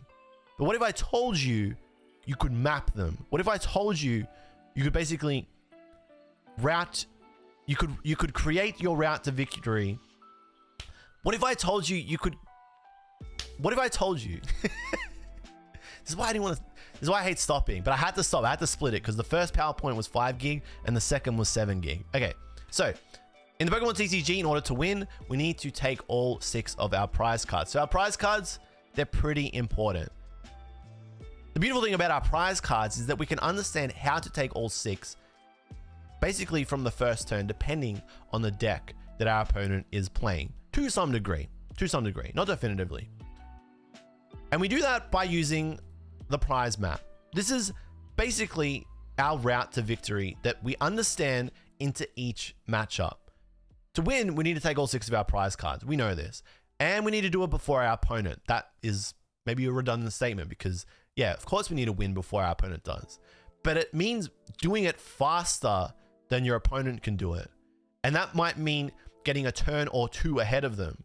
So if you know your prize map into each matchup, you know what you need to do to win that match. Rather than just knock out the Pokemon in front of you because it's threatening your board. You know, maybe that means knocking out a different Pokemon instead of the threat that you're perceiving in front of you. To understand our prize map, we have to understand the value of prize cards in the game. So each card, each Pokemon has a different prize value depending on the type of card that it is. VMAX Pokemon, if you're able to knock them out, are worth 3 prizes. So when you knock out a VMAX Pokemon, you take 3 prizes instead of 2 or 1. And that's because VMAX Pokemon have a lot of health and they do a lot of damage. Now, granted, they take a little bit longer to set up in some cases, but that's the trade-off. If you're able to knock out a VMAX Pokemon like Mew VMAX or Rapid Strike Urshifu VMAX or Inteleon VMAX, you're going to take 3 prizes. And that's a lot. That's half of your prize cards, which is going to really play into the next part. V-Star and EX Pokemon, they give you 2 prizes. So they have a lot of HP too, but not as much as the VMAX. And they do a lot of damage as well, but not as much as the VMAX Pokemon. So they give you 2 prizes if you knock out a V, a V-Star, or an EX. Even though it might seem a little bit unfair, because V-Star Pokemon are pretty bulky as well in their own right, and they have V-Star abilities, that's how the game has kind of shifted a little bit. From this knock out 2 Pokemon and win the game sort of vibe, which you can understand in a short little moment, guys. And basic stage 1 and 2 Pokemon are worth 1 prize. So generally, Pokemon that have the yellow or now silver border around them and the smaller illustration, they're a little bit squishier, as we sometimes refer to them as. They have less HP than the V and VMAX or V-Star EX, and their attacks do less damage in some cases. So they're worth less because they're easier to knock out, which is why some 1 prize Pokemon and 1 prize decks are so good, because there are some certain 1 prize Pokemon that are really, really strong compared to a V or a V Max, which is kind of a little bit funny. So if you understand prize value at this junction of the presentation, then you're able to understand the prize map and how you can win certain games. If you look at Miraidon EX on the left here, you see I've written 222. This is translation for knocking out an EX Pokemon, then knocking out a V Pokemon, and then a V Pokemon. So the value there, in order to win, 222. You're going one knockout on a 2-prize Pokemon, another knockout on another 2-prize Pokemon on your next turn, and then on the final turn, the turn that you're trying to win the game, another knockout. Or another instance is 132. So again, this obviously sums up to 6. You're knocking out a basic Pokemon first, then a VMAX to take another 3, and then to finish off the game, a 2-prizer like the Squawkabilly EX there. Or if you're playing against Mew, 223, which is a little bit funky because that's technically 7 prize cards. And that's why facing off these decks is quite difficult, because a lot of the time, the damage output needs to increase. So you're actually having to do more damage to get over the line of 6. You're crossing over into this 7 threshold now. You're knocking out a Mew V for 2, a Genesect V for 2, and then you have to knock out a Mew V Max for 3. So you got to hit really hard on that last knockout in order to go from 5 to 6, technically. In order to go from 4. So you're having to swing really hard to go from 4, the 2 and the 2, to then 7. Even though you're just trying to get to 6, maybe you just have to knock out this Mew V Max. And in really painful instances, you may need to win over 4 turns going 1, 2, 2, and then 2, because there's no other single prize Pokemon there. So when Arceus V-Star, Giratina V-Star was a deck, or that was being played a lot, still is kind of, you need to maybe knock out the Squove at first, or that's all you can knock out. Then you need to knock out 2 prize Pokemon the rest of the game and go 1, 2, 2, 2. So if you can understand the value of prize cards, then you can start to become aware of prize score. And this is basically the true score of the game. It's not, I have 3 prize cards to go and they have 4, therefore I'm winning because I have less to take. It's actually, is my opponent in a position to win before I am? That's the true read. That's the true score of the game, which can be really difficult to see if you're not aware of prize value and prize mapping. Because in this instance, the green deck is actually taking a prize card before the blue deck, which would make you think, oh, the blue deck's going to win. Which would make you think that the green deck is going to win because they took a knockout first, so they're ahead. But in actuality, the blue player was able to go 2-2-2 and win before the green player. Green takes 1 knockout, goes 5-6. Blue takes a knockout, takes 2, 5-4. Green takes 2, they go 3-4. Blue takes another 2, it's 3-2. Green takes another 2, it's 1-2. They should win, right? No. Blue takes the last 2 and wins the game. So in this instance, blue actually won in 3 turns. Even though the green deck took a knockout first, it was the blue deck that was able to win because the blue player probably recognized, hey, my route to victory, my prize map here before they can win is 2-2-2, and I can do that. So I'm going to play to suit that. Let's look at another structured example here. So you are the Gardevoir player. You're the player that is at the bottom. You're the blue player. And you got a Mirage Step Curlier in the active. Your opponent is on 5 prize cards, but they're attacking. So they're about to take a knockout here on your Curlier with a Charizard. And their board state, honestly, is looking pretty good. As a Gardevoir player, you should be feeling a little bit nervous here. Or should you? Because your board state's actually looking fantastic as well. And even though they're going to take this knockout and they're going to go 4-6 and have a 2 prize lead on you, you're actually in a much better position to win than they are. If you can identify the prize map here, then you can make the conscious decision, okay, this is a game that I'm going to keep playing because I can actually still win this.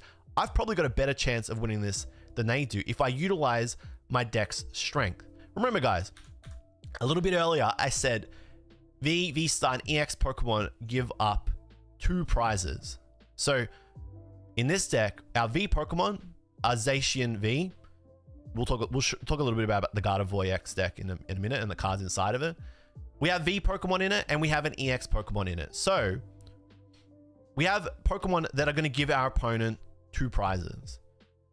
And the easiest way to avoid giving them those 2 prizes to help them go from 4-6 to 2-6 or 2-4 is to just not have them in play. And you can do this with Gardevoir. This is a pretty complex example for new players, and I'm not expecting new players to understand this turn for turn right now. You shouldn't be, but if you can look at this and try to, because like I said, a lot of this is just becoming aware, then the next time you play the game, you can be like, hey, I remember that thing he was saying about mapping out the prize map and the route to victory. How can I do that now? And then you can give it a go. And if you pull it off, you're going to feel like an absolute superstar. So our opponent takes a knockout here. And you can see there in the top right, 4 prize cards left, and we need to take 6. So how are we going to do that? Well, we need to win in 3 turns, basically, because we need to go 2 prizes, take another 2 prizes, take another 2 prizes. Our opponent needs to take 4 prizes. And if we can keep denying them 2 prizes during our turn, then they're not able to do that. They're going to have to win in 4 turns. Think about it. If you've got to take 4 prizes and there's only single prize Pokemon to knock out, well, then you're only taking 1 per attack. That's 4 turns, right? Simple math. 1 + 1 + 1 + 1 is 4. But if you can identify that you can win in 3 turns by knocking out only 2 prize Pokemon, then 3 is less than 4, right? Yeah, this makes sense. So we can win before our opponent does. And in this instance, again, this is a relatively complex example for a new player, but you guys are smart. And when you see it spelled out for you, you're going to understand it. You can see what's happening here. So you need to go 2-2-2. At this junction in the game, you're going to have to knock out an EX, a V, and maybe another EX, because we can see on this previous board state here, beautifully, that there are 4 2 prizes on our opponent's deck, on our opponent's side. I was going to brush over this, but I feel like I'm going to speak a little bit more about it so that everyone's sort of aware what's going on here. So we can see there's 2 prize Pokemon that we can take everywhere on our opponent's side of the board. There's 2 Charizard EX, there's a Pidgeot EX, and a Rotom V. So I'm looking at this and I'm thinking my prize map, it's Charizard EX is the first knockout I take, then Pidgeot EX, and then either Charizard EX or a Rotom V or a Lumineon if they play it down. So at this point, what does the Gardevoir player do? I'm going to wait for this to restart so that I can explain it step by step with you guys. Because we're seeing it play out here, all right? The Gardevoir's taking another knockout here. And it's beautiful. It ends up winning. But I'm going to explain this step by step really quickly. See if you can keep up with this one. Because it is happening very quickly. And this is kind of the problem with the game. Hard to understand at first glance. So we knock out a Charizard EX with a baby Gardevoir and all that energy on it. We take 2. They return knockout and get rid of our Charizard, our baby Gardevoir. Then we have to get another Gardevoir in play, another attacker, which we're able to do. And we knock out the Pidgeot EX with our counter catcher. We take another 2 prizes, knock it out. They knock out our baby Gardevoir, or they knock out our Gardevoir EX to take 2. So now they're at 1 more prize to go. But we can take 2 prizes in this turn with any Pokemon basically in our deck. That's not true. With Gardevoir or Gardevoir EX and finish the game. The point of this example isn't to show you how to do this. It's to show you that it's possible in the game. Even though it looks like you're potentially going to lose because you're losing the race, the point of this example is to show you that you can win games that look like you're absolutely going to lose them. Yeah? You're feeling me? So know your prize map. If you know your prize map into each matchup, then you know what you need to do when you see your opponent flip over a Charmander. You know it's likely that you're going to have to go 2-2-2. Or you may have to do something like this, where you're going 1-1-2-2. This is often a prize map when you're playing against Charizard as well as a Gardevoir player, if you're trying to keep up with their pace, keep up with their tempo, and knock out Pokemon across each turn, rather than going completely behind into 4-6 territory like I was speaking about before. Alrighty. Know your prize map, know your matchups. Because if you know your prize map, you can identify what will occur in a game that will cause you to lose, which is what we refer to as lose conditions. You'll hear this abbreviated as a lose con a lot when pro players are talking about games or what they're doing during a live stream. they're saying, oh, if I do that, that's probably a lose con, or I'm going to lose if I do this. And that because they've identified plays that are going to lose them the game. So don't do those plays. Otherwise, you're going to throw. Okay?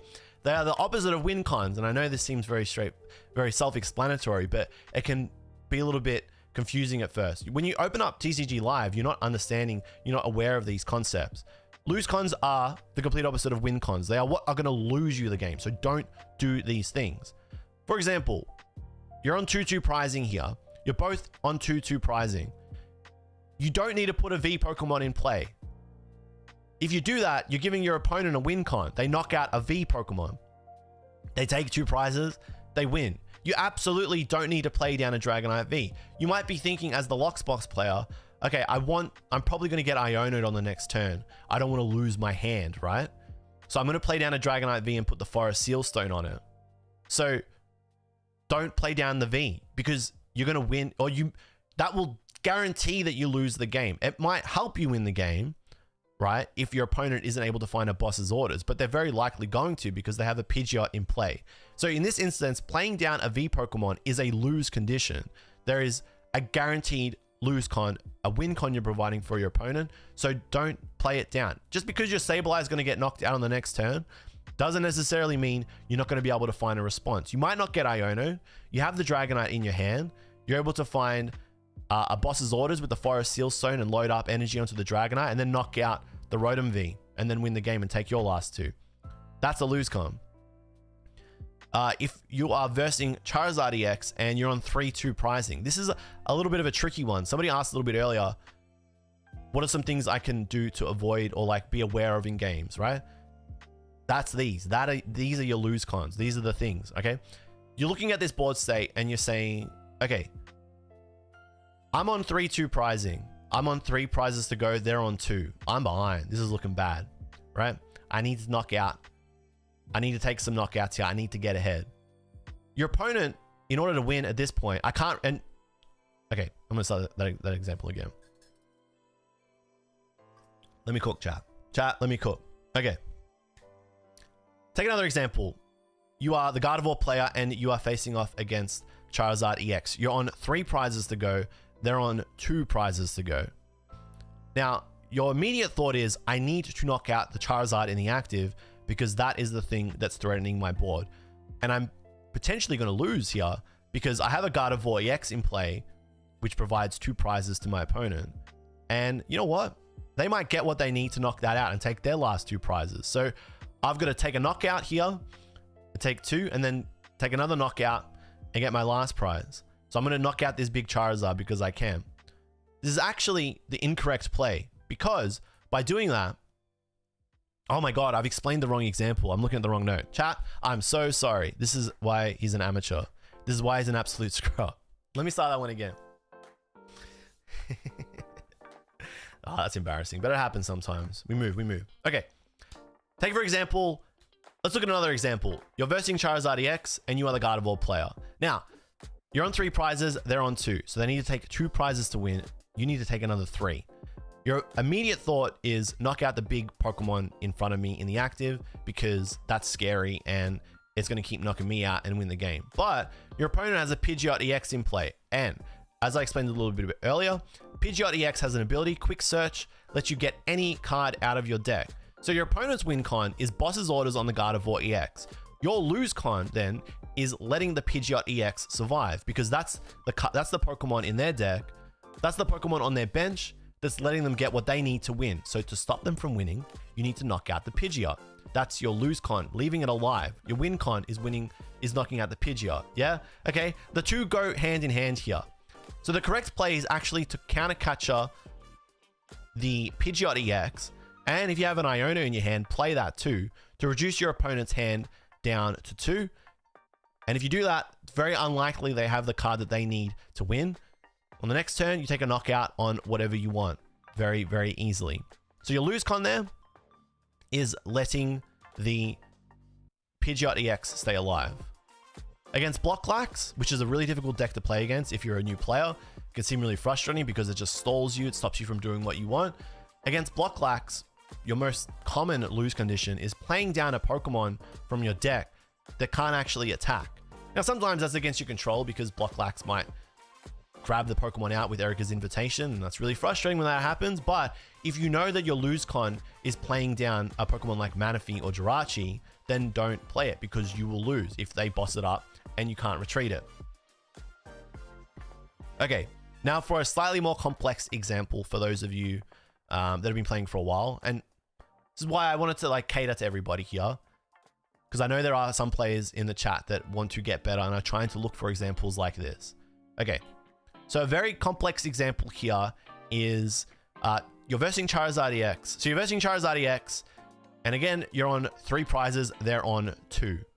Now, in a Gardevoir EX deck, you need to let the Gardevoir live and needs to be active on your bench, sorry, or at some, okay. Gardevoir EX functions the engine around Gardevoir EX accelerating psychic energy from the discard to your attackers. So to do that, Gardevoir EX needs to be in play in some capacity. However, if you let the Gardevoir EX stay on the bench, what's potentially going to happen with 2 Pidgeot on your opponent's side of the board? Yeah, they're probably going to take that very, very easily. So your lose con there is letting the Gardevoir EX survive. However, there's a little bit more to it, because if you do manage to take the Gardevoir EX out of play with a card like Professor Turo's Scenario, but you don't have a way to get a Gardevoir in play on the next turn to power up your attackers, then you'll lose again. So your lose con here is not playing, your lose con basically is your lose con basically is, man, he's cooking. Okay, sorry guys, sometimes happens. We're going over a lot. Let me cook.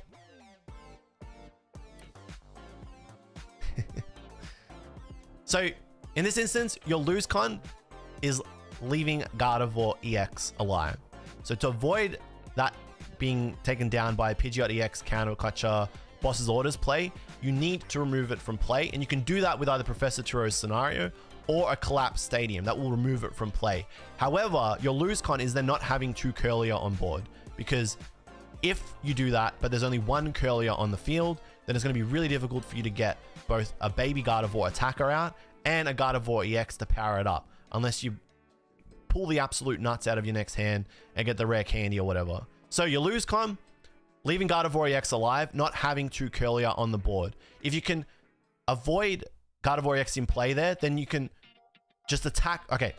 Oh, sheesh. There's a little bit more to it though. Okay, because if you take 2 prizes on this turn, you're going to activate the counter catchers in your opponent's deck, which is going to give them another out to summoning, to gusting up one of the Pokemon on your bench. So you don't want to take 2 prizes on this turn. You actually only want to take 1 so that they can't utilize counter catcher, because counter catcher only works when they are behind on prizes. So your lose con, Gardevoir EX on the field, and if you manage to get rid of the Gardevoir EX, not having 2 Curlier on the board because they just knock out a Curlier, no more Gardevoir, GG. In this instance, we attack with the Cresselia. So we load up energy across our field onto a few different Pokemon so that Cresselia can remove the damage from them, which is what happens when Psychic Embrace attaches energy to a Pokemon, and then attack a single prizer. Play Professor's Scenario to get rid of the Gardevoir EX, have 2 Curlier on the board, and then knock out a single prize Pokemon. Then our opponent's on 2-2. They're unable to really do a whole lot here. They can use Pidgeot EX and knock out 1 of the Curlier, but we're very easily able to play another Gardevoir EX because it's in our hand, evolve the Curlier, and you know what? We've got boss's orders at our disposal here as well, and counter catcher because now we're behind on prizes. We can knock out the Rotom V with Gardevoir EX, does 190 damage. Rotom's got 190 HP, and we can take our last 2 prizes to win the game. So this is a bit of a more complex example that sometimes Gardevoir players late game can't really see. I know that as a Gardevoir player, I struggle to identify these lose cons, these win cons as I was playing. It's what makes the deck really hard, especially towards the end of the game. But as you play, as you become more aware of win cons and lose cons, prize mapping, you're able to completely avoid throwing, which is incredible. If you can avoid throwing, then your wins stay as wins. If you start throwing, your wins turn into ties or losses, and there's nothing worse than an absolute dub falling into an L, because it can derail your whole day. But No plan survives first encounter with the enemy. Or as the great Mike Tyson once said, everybody's got plans till they get counter catcher, parts of the peak, Roxanne. It's great to have a plan. It's great to know all these things, but the Pokemon TCG, there's two people involved, you and your opponent. And you don't know what your opponent's playing. You don't know their deck. You don't know what they're going to do. Or do you? Unless there is a way to know the unknowns.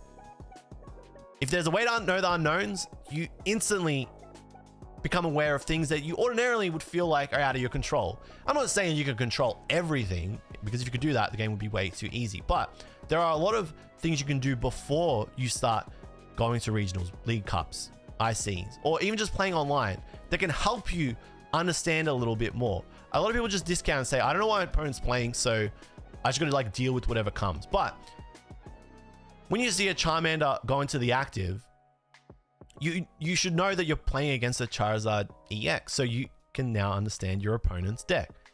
And if you can understand your opponent's deck, if you know what the deck generally does, what's inside of it, because you've looked at the cards inside of it, then you can get a bit of an understanding of what to expect. If you know how it works, okay, because in the TCG, it's really easy to become a victim.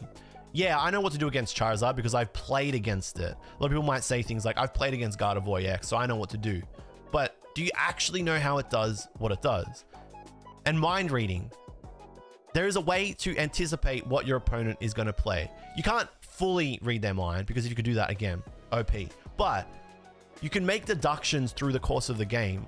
You can play around certain supporters and items and setups to the point where you're kind of anticipating their every move. And if you can do that, you're a pretty good player, because not even the best can do that.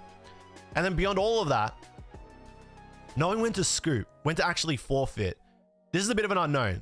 This is a very big unknown, something that I still haven't fully mastered. But if you can identify when you're definitely going to lose, you're at a massive advantage at a regional or an IC or a League Cup in a best of 3 format. You're giving yourself more time. So the first thing here is our opponent's deck. There is a way to know what is inside our opponent's deck, because most decks in the TCG are the same to a degree. Okay, to a degree.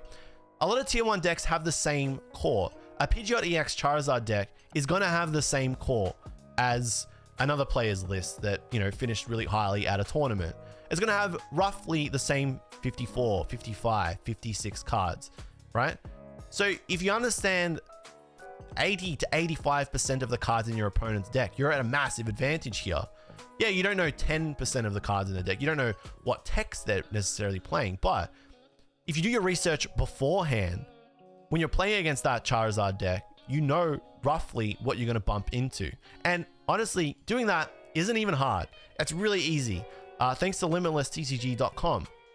You can go and look at recent tournaments, click on the results, click at lists, open it as an image, and bang. Now all of a sudden I'm looking at the Charizard EX list that won the regional. And you can do this for any tournament, any major sanctioned event, excluding League Cups, that is running across the world, and online tournaments too, which is a great way to get a feel for the meta before the major regionals or the IC. So you can get a feel for what people are practicing online at online tournaments before actually going there. This is an invaluable tool, because if you can pop this open and know what the best placed Charizard list is playing, then it's more likely than not when you go to your League Night or a League Cup that the Charizard EX player you're playing against has the same list, or the Snorlax list has these cards in it, because it's a list that somebody's grabbed from the internet. So looking at Charizard EX in depth, we identify that it's most likely playing 4 Arven, 3 Boss's Orders, 3 Iono, and Professor's Research, just one of them. Not necessarily playing that exact count, but it's highly likely. It's more likely than not. And knowing that is better than not knowing at all. Doesn't mean you need to base every decision around that, but more often than not, knowing this is going to win you games. If you know that they're only playing 3 Boss's Orders and they've already played 3 in that round or game, then you know you don't need to really worry about a Boss's Orders play anymore. Yeah? Looking at this list, we need to identify that it's playing 2 rare candy. So if our opponent has used 2 rare candy and I'm seeing a bit off on the board, right? Then it's unlikely another rare candy is going to come out in play because they're playing that TM evolution, which, you know what, I probably should have brought to the foreground. And it's likely that the Bibarel version of this deck is playing less counter catches because it's trying to make room for different cards like that TM evolution. So if we see a Charmander and we see a Bidoof, then it's likely we're going to face a deck that looks roughly like this. If we're playing against a Gardevoir deck, this is the most common iteration of Gardevoir. Granted, it might change a little bit because the meta is constantly shifting, but roughly 55, 56 of the cards in this are going to be the same. This is the Battle VIP version of Gardevoir. This Gardevoir deck is playing Zacian V and the Screamtail. So, as players who have done our research, and we looked at all the Zacian V lists, all the Gardevoir lists that have a Zacian V in them, one thing comes in common. There's no Luxurious Cape. Now, Screamtail and Luxurious Cape is a combo because the Luxurious Cape lets the Screamtail attach more Psychic, take more damage, and thus do more damage. Screamtail, the attack Roaring Scream, every damage counter on it lets it do 20 damage. So if there's 100 damage on it, that's 10 damage counters. We're going to do 200 damage, which is a lot.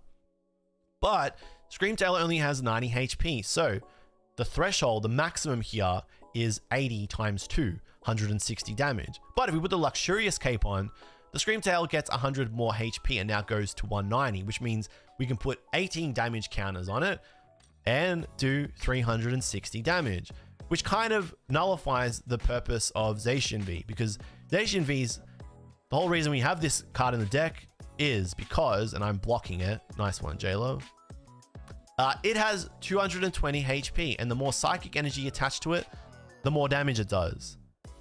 So this has a damage cap of 60 plus. It's got 220 HP, which means we can attach, how many? We can attach a lot.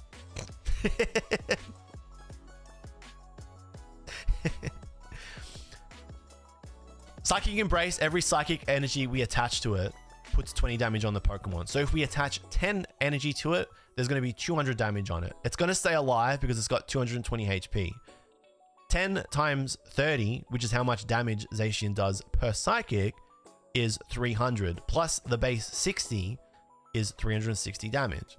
So what's the point of having Luxurious Cape and Zacian V? Not a whole lot, although some lists do play it. So we can deduce that this Zacian, if we see a Zacian V on the field, oopsie.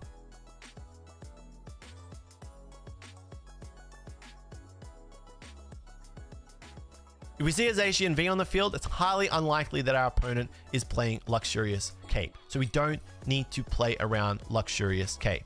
Looking at a Pidgeot EX version of Charizard, it's highly likely it's playing 2 Counter Catcher because we are playing the 4 Arven, we're playing the 4 Sealstone. It just has more gust in it because that's the version of the deck that's kind of popular right now. That's the meta. So we know if we're seeing 3 bosses have been played but no Counter Catcher, there's probably 2 Counter Catcher left in the deck. The Pidgeot EX version is also more likely to be playing Lost City. So looking at decks, we kind of can get a feel for what is in it just by seeing one Pokemon. We see Pidgey, and it's likely that, you know, 55 of the cards we're going to know because we looked at the Charizard EX list the night before. This gives you an incredible advantage because if you don't know what cards are in your opponent's deck, you have no idea what to expect. But if you have some idea of what to expect, you can play around it. You can prepare for it. Okay, I know there's going to be some counter catches thrown around here. There's probably a Lost City in this deck. So I need to play around that and not discard my stadiums or not play my stadiums too early, because when my opponent plays that Lost City, I need to find a way to bump it. Otherwise, when my Pokemon get knocked out, they're going to go into the discard and I'm going to be very sad. Otherwise, when my Pokemon get knocked out, while Lost City is in play, they're going to go into the Lost Zone. I can't get them back with a Super Rod or a Clara. If you know that, you're at a massive advantage. You're actually leveling the playing field. beyond just knowing the cards in your opponent's deck, you should have a bit of an understanding of how their deck works. Now, I'm not saying you got to know everything, but you shouldn't be a victim in the Pokemon TCG. You should know how to drive your opponent's car. When you look at Charizard EX, most people who've played against it just say, okay, Charizard EX, I know what to do. It evolves quickly, it accelerates energy, and then it starts hitting me. And that's all I need to worry about. But do you know how it gets there? If you know how it gets there, if you know what it needs to rely on to do that, then you're able to potentially deny them at certain junctions of the game. Same with Gardevoir. A lot of people, when they play against Gardevoir EX, just go, oh, Gardevoir players just always got it. No matter what, they've always got what they need. You know, they've got it every single time. They've got it for a reason. That's the way the deck works. But most people just look at Gardevoir and say, okay, it draws cards, and then it moves psychic energy around onto attackers, and then it hits me. And, you know, and then it always has it. It's so frustrating. No, Gardevoir always has it because of the way that the deck functions. You should be playing every action your opponent is playing, or as close to.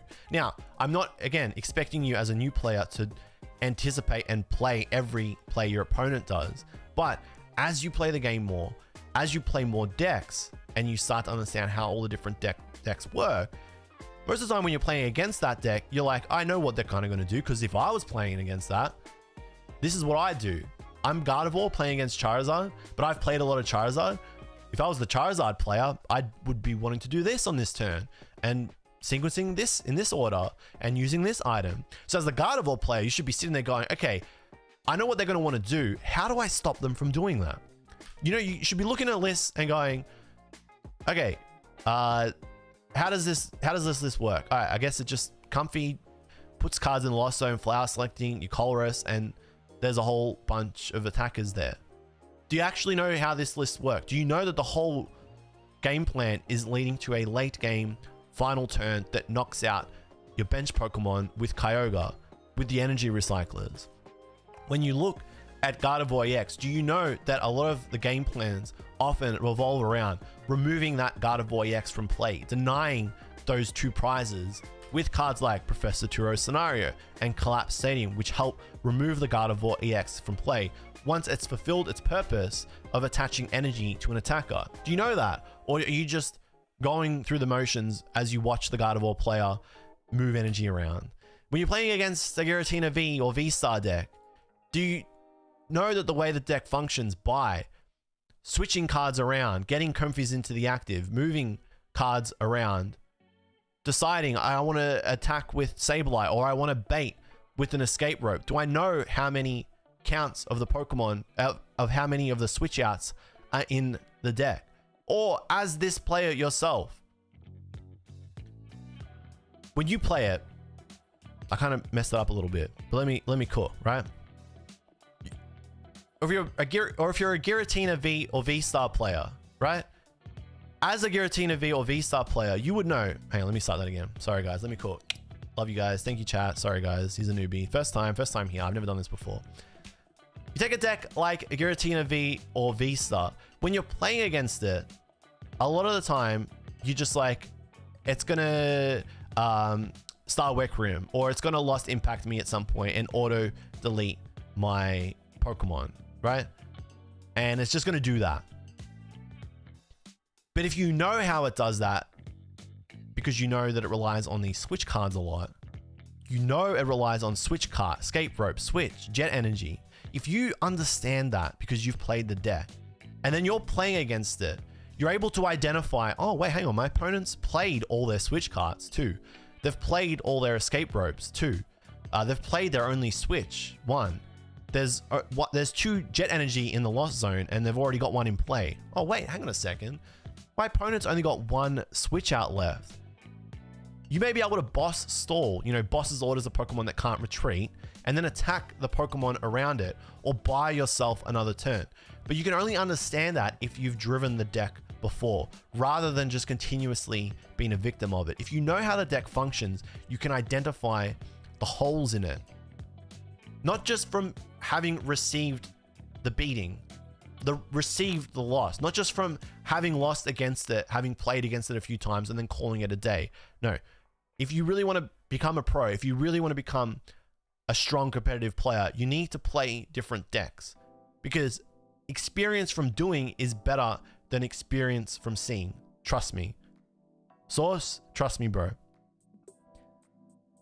Because if you take all of those components, all those things that you thought you had no idea about, and then start to become aware of them, you've shed light in the dark room, you can start to read your opponent's mind. A lot of people, when they look at Pokemon, just think it's a game of they hit you, you hit them, they hit you, you hit them, and then eventually somebody wins. But the best players are able to anticipate plays, play around them, force their opponent into corners that they don't want to be in. You can, to a degree, read what your opponent is going to play. And it all comes into understanding the cards in their decks, the cards that they're most likely playing, and how their deck does what it does. If you know the meta, then you know the decks. That's a tick. We like that. Big +1 there. If you know the decks, then you know the cards inside the decks. And if you know the cards inside the decks, you know the counts, and you're able to start making deductions through reads. So let's say in Lost Box versus Gardevoir EX, you're down to 1 prize as the Lost Box player. It's very likely that you're going to get Iono'd at this point of the game, because as the Gardevoir player, which is you've played Gardevoir before, you are wanting to Iono them at this point of the game. So the Lost Box player is able to make a read and say, okay, at this point, I'm very likely to be hit with an Iono, and my hand is going to go from, 5 to 1, and that sucks because then I have less cards to do what I need to take the last prize. So you play around that. You keep your switch outs in the deck. As a Lost Box player, I used to use all my switch cards, my escape ropes really early and just burn them all. And then I get to these points of the game playing against Gardevoirs where I'm just not able to do anything because I have no flexibility. So I've read that at the end of the game, I'm going to get hit by an Iono because I'm taking the lead. That's going to hurt me more than it's going to hurt them. So I conserve them. Maybe I don't need to play this extra switch card. Maybe I don't need to play this extra escape rope. I leave it in the deck so that when I get Iono'd, I'm more likely to draw into them. I read that Iono was coming and I prepared for it at turn 2 and 3 so that when it got to turn 6, it wasn't a big surprise. I was able to move my cards around. Okay? Or you are the Gardevoir EX player here, and I love this example, right? This is a beautiful example. You're the Gardevoir EX player facing against the Charizard. And as the Gardevoir player, you've identified that they've used 3 boss's orders. They're already in the discard, or maybe they had to Ultra Ball them away. Whichever the case, there's 3 boss's orders sitting in the discard. So it's very unlikely you're going to get hit by a boss's orders play. You're more likely to get hit by a counter catcher play. So you can deny them the card that they need to win, or the condition they need to win, by refusing to let them go below you on prize cards. They can't, okay, sorry, I kind of worded that a little bit awkwardly, but counter catcher, you can deny them the counter catcher play. Counter catcher works when you are behind, when you are losing the game, it lets you gust up opponent's Pokemon as an item. So you can play another supporter in that turn. If you're on 3 and they're on 2 and you take 2 prize cards here, you go to 1. They are now behind on prize cards. You are giving them an out to gusting up that Gardevoir EX and winning the game. So instead of giving them that, just take a single prize Pokemon, go to 2 and 2, attack with the Cresselia. They've used up all their boss's orders. The Pidgeot EX can get any card, but it can't use the counter catcher that it gets. They just have to hit into a single prize Pokemon, and on the next turn, you're able to take the knockout and win the game. You read that play because you deduced all the boss's orders were gone. You looked at the Charizard EX deck list and identified, hey, they're often playing 3 boss's orders. And you identified that lose con, that if I go ahead on prize cards and they go behind, I'm now giving them the counter catcher. You deny them that. You read their mind. That's incredible. That won you the game. It's really difficult to master because you need to understand all these different win conditions, all these different lose conditions. It's a lot. You're juggling so many things at so many different junctions of the game. But if you can just try and implement this here and there, you'll start to do it. And when you start to do it, you realize you're capable and you'll do it more and more and more. And trust me, You become very good very quickly if you're playing with that kind of purpose.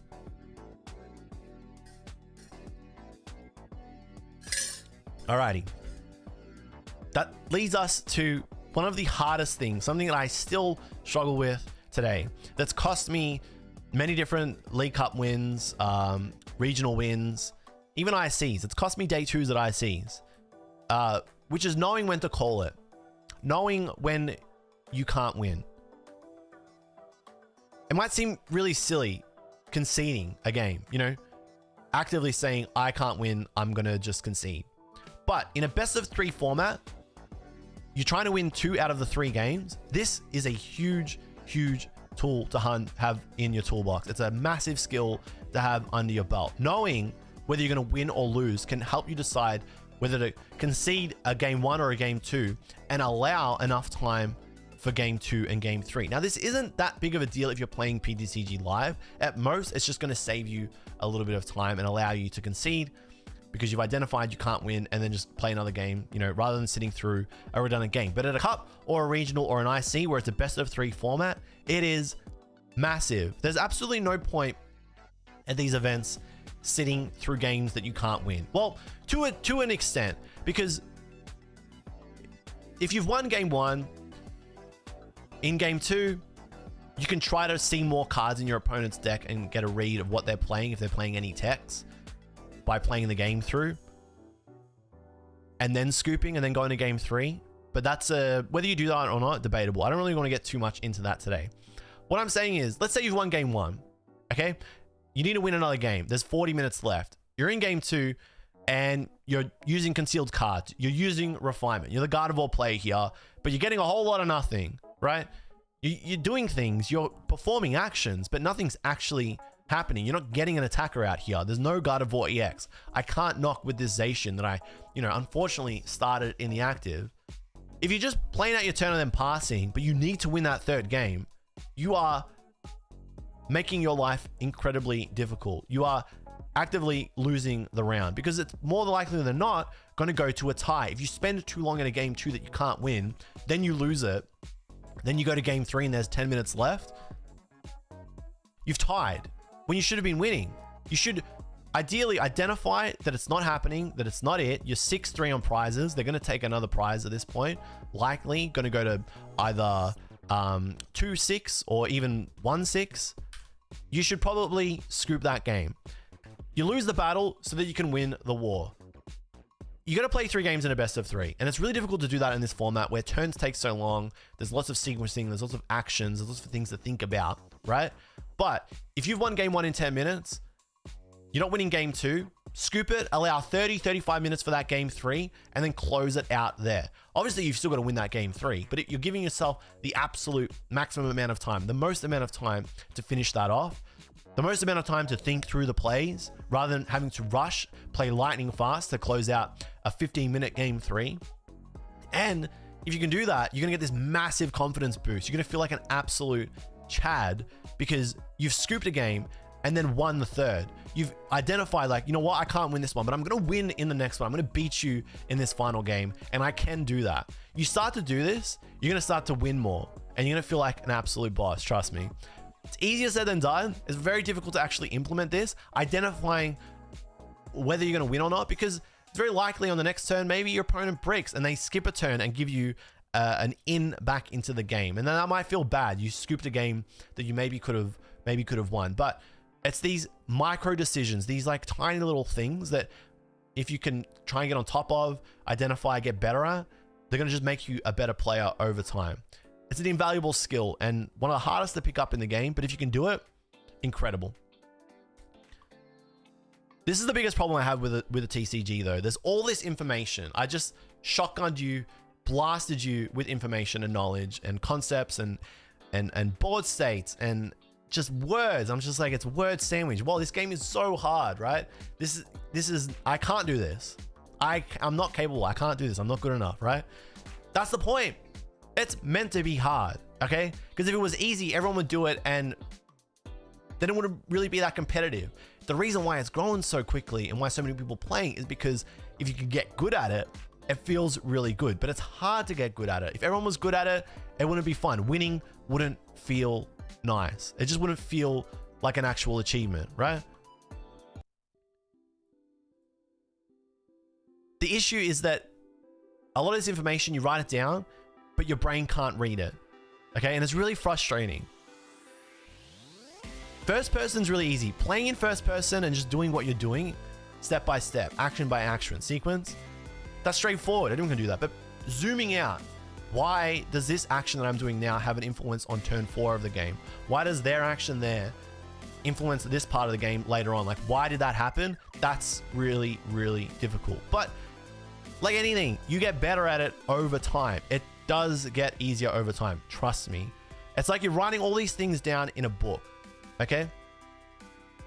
And like I was saying at the start of the stream, but you're unable to read the language that you wrote it in. But the language is legible. The writing, it was neat. You just don't know how to speak that language yet. At some point, it clicks. And all these things that I've spoken about, all these things that you've tried to implement over time, they just become second nature. Because the thing with the game is that the sequencing, the ordering is honestly, and this people will contest this, honestly, it's the easiest bit of the game. Knowing which card to play in which order, so that you can get an attack off, but not compromise yourself later on in the game. But doing all those things correctly while under pressure, under the pressure of time, under the pressure of losing, you know, staring down the barrel of a loss, doing that all together is really, really difficult. Juggling everything is the hardest bit. So now that you're aware, you can start to become a better player. You can start to play your games with meaning. And if you can start ticking some of these boxes as you go, you're going to actively get better. You're going to improve game from game from game. The worst thing I think you can do in this, if you're trying to become a really good player, is just practice mindlessly. Just play mass amounts of games. You need to be playing games with purpose. So when you're playing the Pokemon TCG, don't just go through the motions. Have a goal. Every turn of the game, have something that you're trying to achieve. I'm trying to set up an attacker. I'm trying to prevent getting boss stalled. You know, I'm giving myself outs. Play with purpose, and over time, you'll become a better player. You'll correct mistakes, and maybe you'll take a win at a League Cup in the middle of Lazio, Italy, out of nowhere against one of the best players in the world. You know, I'm still on this journey. I'm still trying to do all these things myself. I'm by no means an expert, okay? I don't proclaim to be a master of the game. Maybe I've said some things that are wrong today, you know? Maybe I've got no idea what I'm talking about, but I've seen a lot. I've started to become aware myself. I want you to become aware with me. I want you on this journey with me. I'm going to try and implement more of this actively with you guys over the rest of the year. I'm naturally competing to get to Worlds and, you know, not just get there and play. I want to win Worlds. That might sound like ridiculous, but it's possible if you hit it with a strategy, if you come into the thing, into that journey with a plan. So might get it wrong, but I very well might get it right. And the benefit, if I get it right, is incredible. That is a very hard and fast explanation of the Pokemon TCG. It's a reason why the game is so fun, so competitive, so complex, so frustrating, but ultimately so rewarding. I hope that has inspired you to start playing, because when I got a taste of this, yeah, I just couldn't stop and I wanted a whole lot more. Thank you for watching, and I hope you learned a little bit today. See you guys in the next stream where I'll be playing and implementing all of these things that I've spoken about today. And if I don't, you can tell me off. Like and subscribe. Wolfie, that was a long haul. We're still here, don't worry.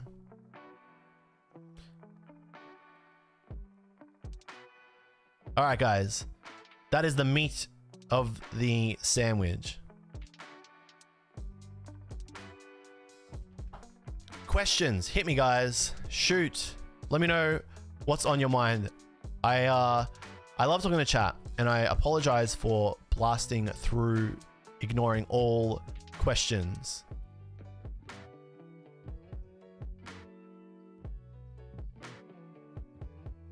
But as I hope you can understand, very difficult to do all of that. to answer all those questions as I'm explaining everything. Because yeah, a lot of that is really complicated stuff. I actually kind of, see, this is the thing, right? I get like tunnel vision. I'm like, oh yeah, this is, now that I've explained it like an absolute Chad, this is like super easy.